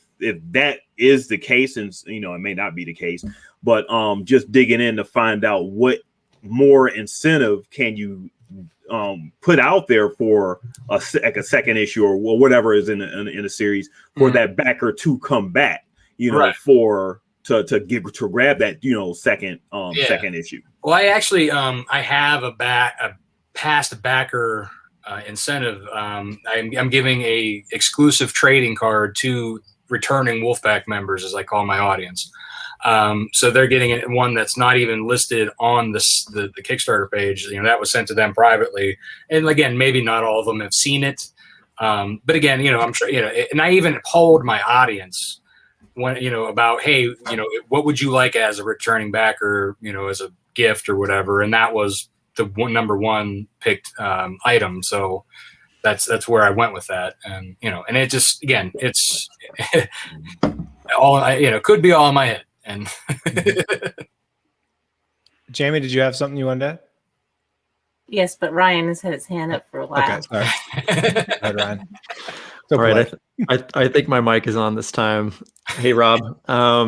So Tyler and George kind of stole my bullet points, but I do want to talk to you because this is the first time you and I have met, but I've heard your name and I've heard your voice a whole bunch because I've listened to a ton of Comics Launch podcasts. And you're kind of the poster boy for not giving up on Kickstarter. So you yourself have said, the first time I did this, I set it on hard mode. And 5 years ago, you set a 20 grand pledge limit for yourself. And that is insane. And now you know that. And I kind of feel like the same thing is happening right now. And I'm glad that Tyler had some numbers to back that up. So it's not just my feelings. But I think that 50% returning rate is high. And from what Tyler's telling you, it is. You are also wondering why returning backers aren't coming back. As weird as it sounds, I think it might be a positive because, and stick with me on this, I think that you're starting to establish yourself as a known entity. You did Nightwolf number 1, number 2, number 3, number 4, this badass trade paperback and a die cut hardback cover. You know, you're proving yourself. And I think maybe that some of those backers who just want the trade, and you're speaking to collectors like me, like I don't want a bunch of floppies anymore. I used to, I don't anymore. Maybe they're having more confidence in you and saying, well, this guy just blew through these first 4 issues, so I'm going to wait for the second trade when he does 5 through 8 and then pick up that trade later because he's going to do it. You're going to do it. Yeah. And then finally, you know, George said it, you know, you set a $10,000 goal for yourself. You set a 5-figure goal for a single floppy issue, and you've blown that out of the water. You're over $13,000 on a floppy campaign. Good job, dude.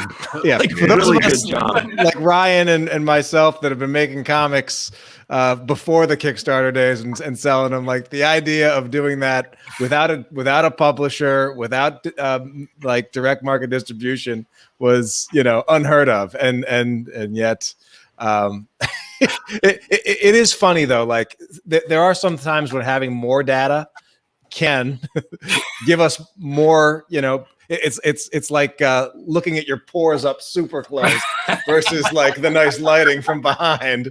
You know, sometimes just looking at the top level is can make you feel better. Oh yeah, I mean, yeah. Like I said, I'm very thankful and I appreciate all the kind words. Like I'm like literally, I think my entire face just turned red right now. But yeah, I mean, like I said, you're right. Like looking at the data, like I am very analytical. So I will look at that and I will dissect it. And I'm like, you know, like even before this, I was preparing to throw out numbers. Like I'm like this and this, and you know, like I was ready to be like, this is, you know, like just because like that's how I am. And I think that's part of like why like for me being a web developer and a creator is like I'm creative and analytical all at the same time. And I think those parts of my brain like fight each other and like drive me nuts. So like I have to like when I see these numbers, I'm like, I know they can be better. I can improve those. Like I'm going to figure out what the problem is. And and for me, again, being a web developer, a lot of times I have to figure out problems to why something may not be working, you know, on something I have to like tear it apart. And I think that also comes back to me and is and works in a wrong way in real life situations. Yeah. Jaymie, you wanted to add something. Yeah. So, I mean, first of all, yeah, it sounds like you have a non-problem, like you're doing fine. So like just that. You're talking a lot also about like numbers and being able to tweak it.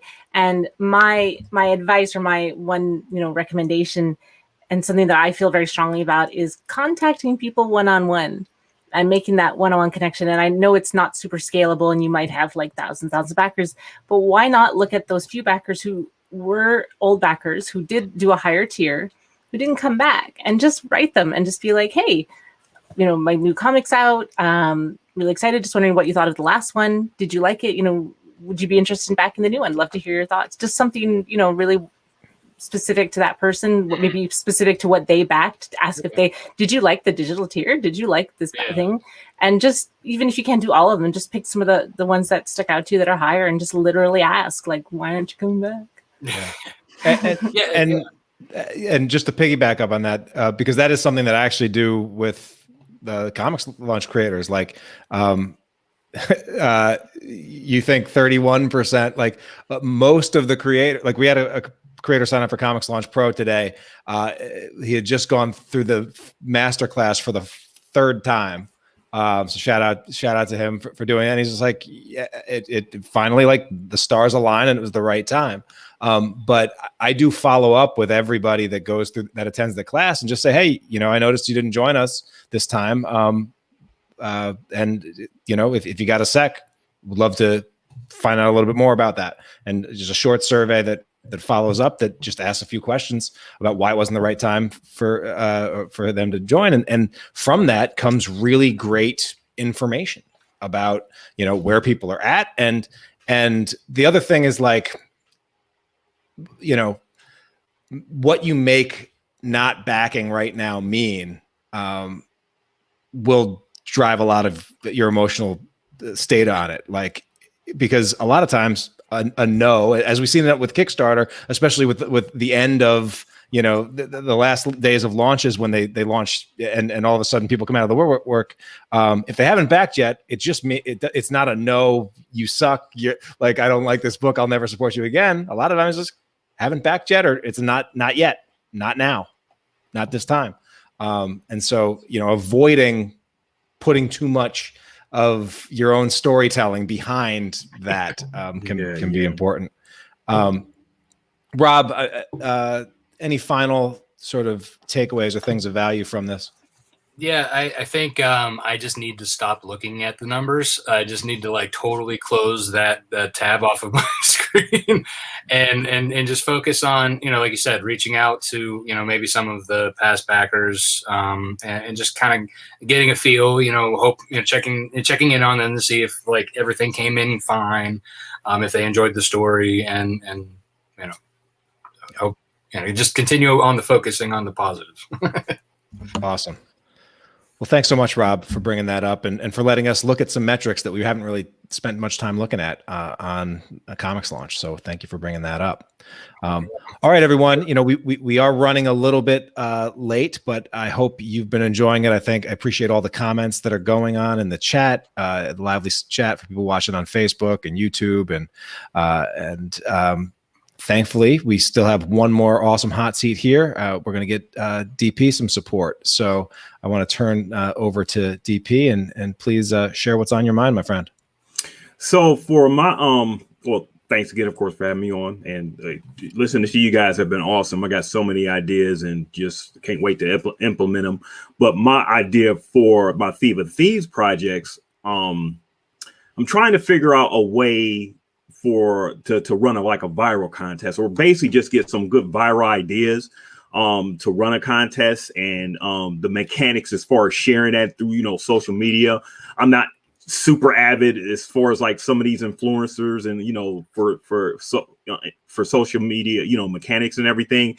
And this is my second Kickstarter, and my first Kickstarter, I heard about the Dead Zone, and you go through that. And this is the second time I feel like I'm experiencing that still. And you come out the gate, running real fast and everything. And I'm past my goal.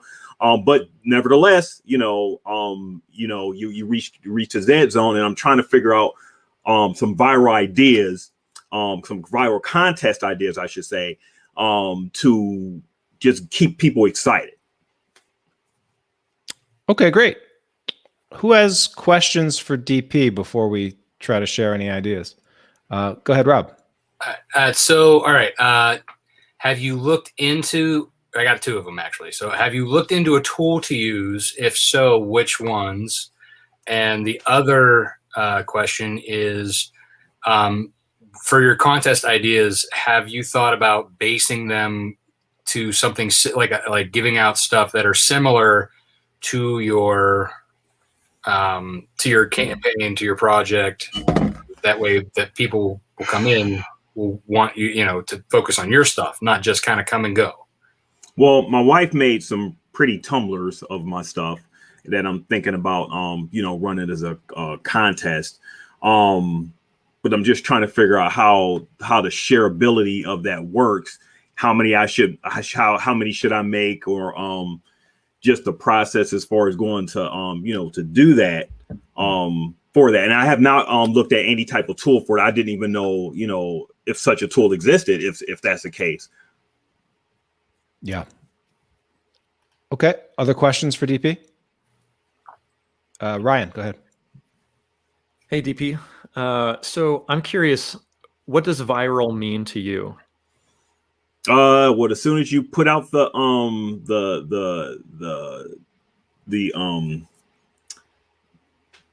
image, or whatever you're trying to put out on social media, it catches on, and people start sharing it, without you having to do any work. Okay. Other questions? Jaymie. So 2 questions. What's your preferred social media to interact with your fan base? Instagram. Okay. Have you participated in any contests yourself for other creators? No, I have not. Very good question. Yeah. Okay. And a follow-up on that, have you seen any other creators run any sort of viral contests that had you thinking that would be a good idea to do? Have you seen other creators do a contest during a Kickstarter launch, during the dead zone, that you're like, oh man, I see what they're doing there. That looks good. So here's the thing. I'm still relatively new to this Kickstarter thing. I'm just now, like I said, this is my second one. I don't know how many. George has run several and everything, so he's like a veteran in the game. And sure, Rob and everything. But I've only heard of contests, and of course researched on people doing contests online by Googling and everything, trying to see their ideas. But as far as seeing any active other creators, I haven't delved that deep into like their contests and stuff, if they are running some. Okay, great. Any final questions for DP before we jump in with some thoughts about contest and virality? Go ahead, George. Apologies if I missed it. Are you aiming at an audience you already have and have cultivated, or kind of more of a Facebook ads bringing new people to you in the campaign? Bringing more people to me in my campaign, yes. Okay, thanks. All right. So what I want to do is we'll let DP sit back a little bit and just brainstorm or share either examples of things that you've done or things that you've seen that you think have been somewhat effective, or if there's ideas that you have, because it sounds like the real challenge here is, what can I do during the middle stretch of my Kickstarter campaign to keep momentum going? Whether it goes viral or not, it's more about what it can do for the Kickstarter, and for the dead zone. Is that fair to say, DP? Yeah, for the most part, yes. Okay, great. Who wants to start? I will. Go ahead, Rob. So I've done several viral campaigns, and this was all training that through the ComixLaunch list launch that learning from Tyler. So this is basically going to be promo for him. Yeah, and DP has access to the program as well. So definitely check out that in the ComixLaunch, the list launch training. There's a big section of it about how to do viral giveaways, and it's helped me a lot. So each time I've launched, I do it the week before. So I'll do a giveaway the week before to help build up my email list right before I launch, just so I have a bunch of new, basically people that are interacting, and then also have new people coming in, and boom, right there, I announce the winner the day I launch.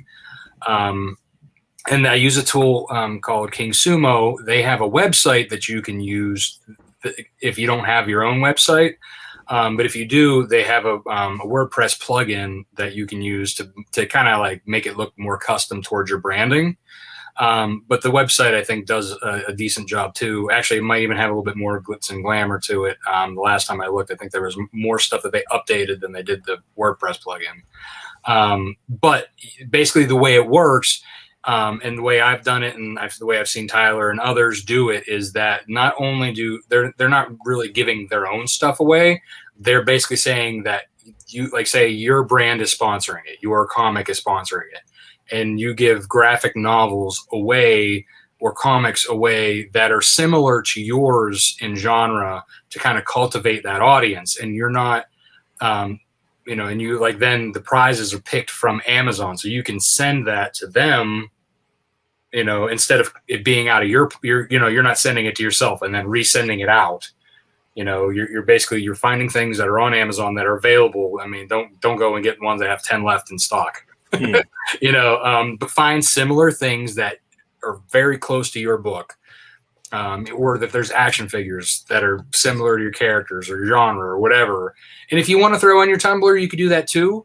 It just costs you more on the shipping if you do it differently that way. But you're also, you know, the people who are your current audience will be more interested in that Tumblr than somebody who's like, let's say your book is a superhero book and it's very similar to like Wolverine. And if it, you know, that Tumblr is very similar to Wolverine, but it's not Wolverine, it's going to be hard to pull a new audience member into something viral that's not what they see that on the regular. So if they're interested in Wolverine, you want to give them Wolverine books or Wolverine action figures, and then say, hey, my book is just like this in the manner of X, Y, and Z. Okay. And then that pulls in more audience, new people who, and then also the King Sumo will then, you can share it out to Facebook, Twitter, Instagram, whatever socials you have, and you can give them like extra giveaway entries and give them incentive to share it out. And that's how a viral giveaway works. Yeah, and Okay. DP, just so it's a little clear, like why you would use a tool versus try to manage it all yourself. King Sumo and then Rafflecopter is another example of a tool. I tend to use King Sumo a little more, but it basically has virality built into it, in that the more an individual person that enters your contest shares it via social, via links that you tell them to share, the more entries that they can get and the more chances that they have to win. So, you know, rather than just post one thing and hope it takes off on social, like this is actually built in. So everyone that enters your contest is incentivized to spread it even further. And they make it easy. Yeah. I mean, really, like one click share, boom. Like for each thing. I mean, it's not like they have to go to your page and share it, or if they, you know what I mean? It's built in to help you grow your audience. Yeah. So that's definitely, you know, one take and one experience on this. Jaymie, I'm curious, you know, what come to your mind? Cause I know, you know, you are active on social as well. What comes to your mind related to this? Well, it's funny. So today, I watched a video. Do you guys know, is it Neil Patel? He's like that SEO like master. Yeah. And on my like YouTube like page, it was like, you know, the best way to like get more Instagram followers. So I'm like, yeah, sure. Let's watch this. And he said that contests were a terrible idea. That what happens is people will join, you know, they'll follow your page, then they'll follow the other person's page to join the contest, but they don't really care. They just wanted a free thing, so they won't engage with you anymore. So now you have 10,000 followers, but they're not engaging with you, and that actually kind of like screws you over in that social media sense. I know we're talking about you're bringing them to your Kickstarter, but I thought that was just a very interesting idea. He said what you really want to be doing is getting on what is the live video on Instagram called Reels, I think. Yeah, and so maybe still do the contest, but start to think more about like just getting people engaged. So, and just for example, I know that we're not allowed to do giveaways on Kickstarter. So I wanted to get people engaged with my updates. And because I'm the artist, so my first comic was True Love Inc. and the character was called Mandy9. She's like a robot. So I thought, oh, there's probably like a Mandy 1 to 9. And so I had people guess, like, what do you think like Mandy's previous lives were? And people would guess. And then if, whichever one I liked best, I drew it. And that got people to comment and make the updates, more lively and get people more involved. So it was a contest. I didn't actually give anything away. And it was with like the people that I was engaging with right then, so it was just a fun way to do something to get them involved. There was a prize, but it wasn't an actual like monetary thing. So I don't know, just for me, it's like, think about, maybe people don't want stuff. Maybe they just want, maybe you could do a reel where you're like, I'm going to show you the backstory of this character. If you guys can like tell me what you think the backstory is, write it in the comments. So then you're actually engaging with people who already like your comic, already like what you're doing, and you're going to give them something they want rather than getting someone who's just coming for a free cup and then they're never going to engage with you again. George, thoughts? Yeah, I apologize that contests are a bit out of my depth. So I'm thinking about from another angle, which is you're looking for engagement, right? You're in the dead zone and you're looking, how do you get more people to your page? And I'll throw this out there and then also ask like, Rob, Tyler, who you guys know the mechanics of this more. To Jaymie's point about like the Tumblr and who would be interested in this Tumblr. Is there a way to run a contest with the existing backers where it is a, hey, if you share this link to whatever, Instagram, Facebook, Twitter, that enters you, people already backing this project, to get the Tumblr, right? So it in theory knocks out the point that Jaymie brought up, is like, people showing up just for the thing, not actually for the product. You're going to reward people who are already backing you, but you do get that social engagement that you're looking for, is if they share it, new people see it, and then hopefully that helps get you through the dead zone. Did that make sense coming out of my head? Yes, it did. Okay. Make sure you use referral links, though, if you can, like have them be like, oh, I will, that might help keep track of it. Yeah. Yeah. If you had individual people or if the goal was to get, just like if you give them the message or you say, hey, tweet about this, use the hashtag, you can use hashtags and searching hashtags to keep track of everyone that participated. Hashtag, and then, I want my Tumblr. Yep. And then you can, pull your list of, or pull a winner from there. There's a great website called, I think, wheelofnames.com that I've used from time to time that just, very, very simple. You drop in a list of names and it randomly spins a wheel, and I've like live streamed that. And it can be a fun thing that you can do. Ryan, thoughts? Hey, DP. So I asked you what viral meant to you, and you said when people start sharing something without you doing any work, and that would be awesome. I wonder if you might be suffering from similar afflictions to most of us. We talked about Rob's first campaign and this ridiculous goal that he's now actually getting pretty close to on his campaigns. And me with my unrealistic expectations of completing every project under the sun all on my own today or yesterday. I see where you're heading. I wonder if maybe it would help to, instead of being vague with it, to develop a specific and measurable goal. Like, I wish that X number of people would share this thing.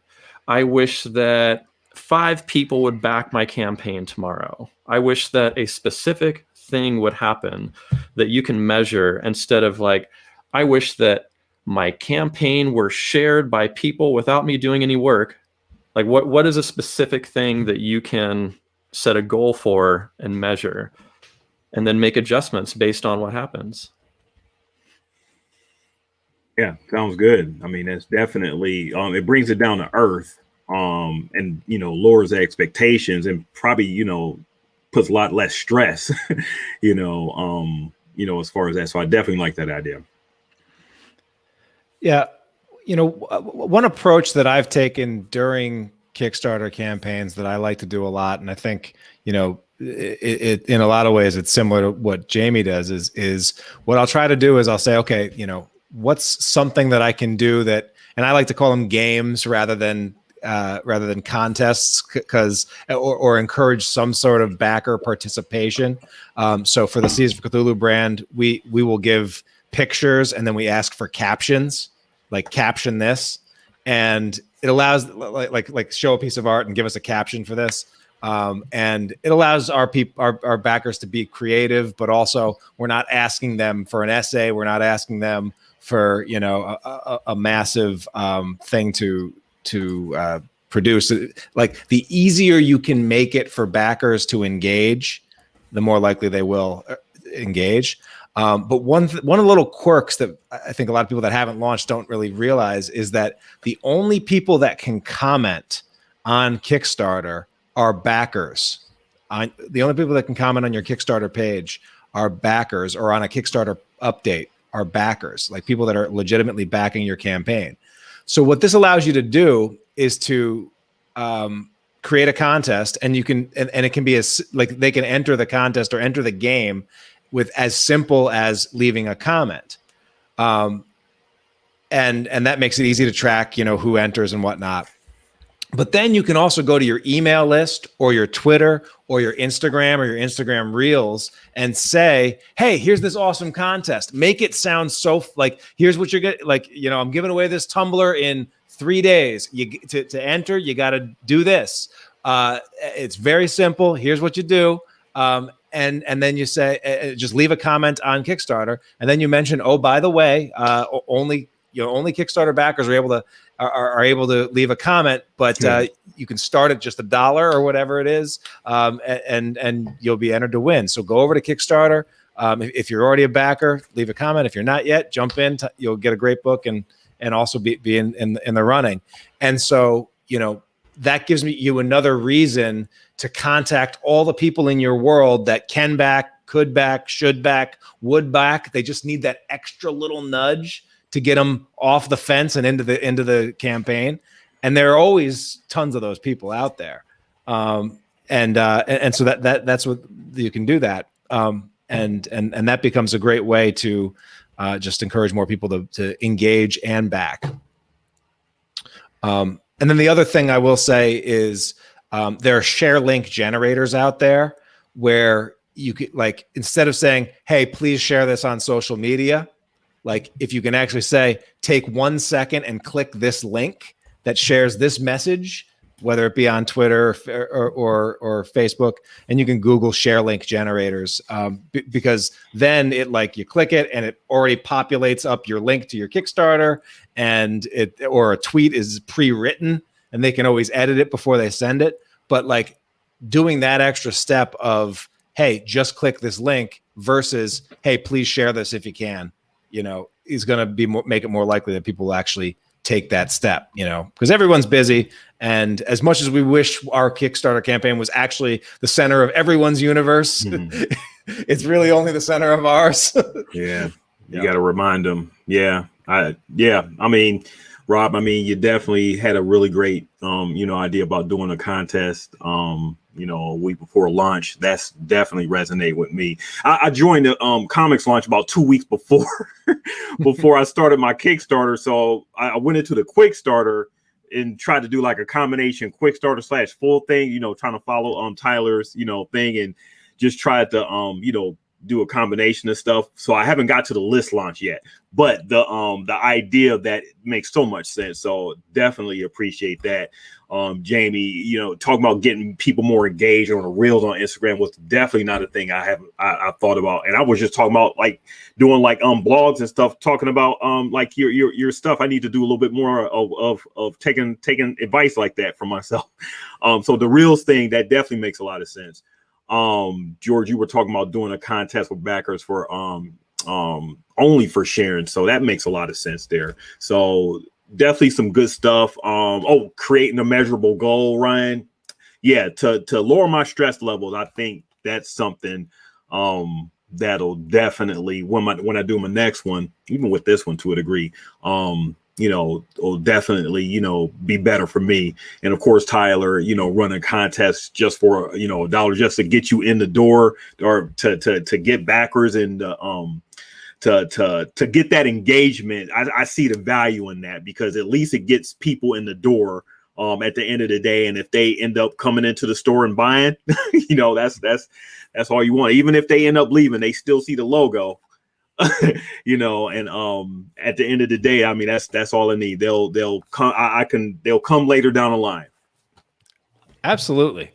Well, DP, I'm excited. I know you got some time on the clock, so I'm excited to see how you what you choose to go with, and how you put some of these ideas to good use during this launch. But the other thing to remember, though, is the great thing about the Kickstarter platform is as you do it right, as you're doing it, and as you deliver on your promises to your backers, like, this is not anything that you have to use every idea in your first or second launch. Like, you have time to grow and to try new things and experiment with new rewards, and you hear it, with Rob, he's trying new tools and for his launch. George is looking at new pledge levels to offer and things like that. And these guys have been at this for a while. So, there's no rush, man. You're running your own race, and you're doing it right. So appreciate your thoughts there, and appreciate you being a part of this mastermind session. Thank you. Definitely appreciate it. And yeah, so there we have it, everyone. We got through a full section of Comics Launch. Comics Launchers over here bringing their issues and things to the hot seat. And before we say goodbye to all the creators and everyone tuning in, one thing that we do at the end of every Comics Launch Mastermind session, I'm going to put you guys on the spot one more time here, is we share at the end of every one of our meetings, and we have meetings in the Comics Launch Mastermind once a month. Just what was your top takeaway from the discussion tonight? And it could be on your own issue, or it could be on something that someone else brought up. And so, I'd just love to hear each of you guys to reflect on, the time we've spent together here. What was your top takeaway? And in the chat, if you want to leave your top takeaway away, please share that. But Ryan, just from tonight, what was your top takeaway or top aha? I got to go with Jaymie's. What project's going to make you cry if I take it away from you? Nice. That's going to be resonating with me for a while. Thank you, Jaymie, and everybody. Nice. George, how about you? No matter how long I do this, it still blows me away how much of this is mental. It's got nothing to do with skills. It's got nothing to do with tenacity or professionalism or anything like that. How much of it is mental, and the importance of, no pun intended, finding a tribe of other creative people to talk to. Just starting to babble and having other people talk back unsticks so much and ignites so much as well. Thanks, George. Jaymie, how about you? I like the stop overthinking. That was a very good takeaway for me. And your audience is your audience. Don't worry about it too much. Just deal with it and go forward. That's who they are now. So that's great. Awesome. Rob? Stop overthinking the numbers and looking at the data. Just, get out of my head, see what's actually the bigger picture, and just let those numbers go. Nice. And DP, how about yourself? Engage more with the audience. Taking a little bit more of my advice to Jaymie and everything, to take a little bit more, do a little bit more engagement. I love the one-on-one. I'm definitely thinking a lot more about the audience engagement, because at the end of the day, those people are just gonna.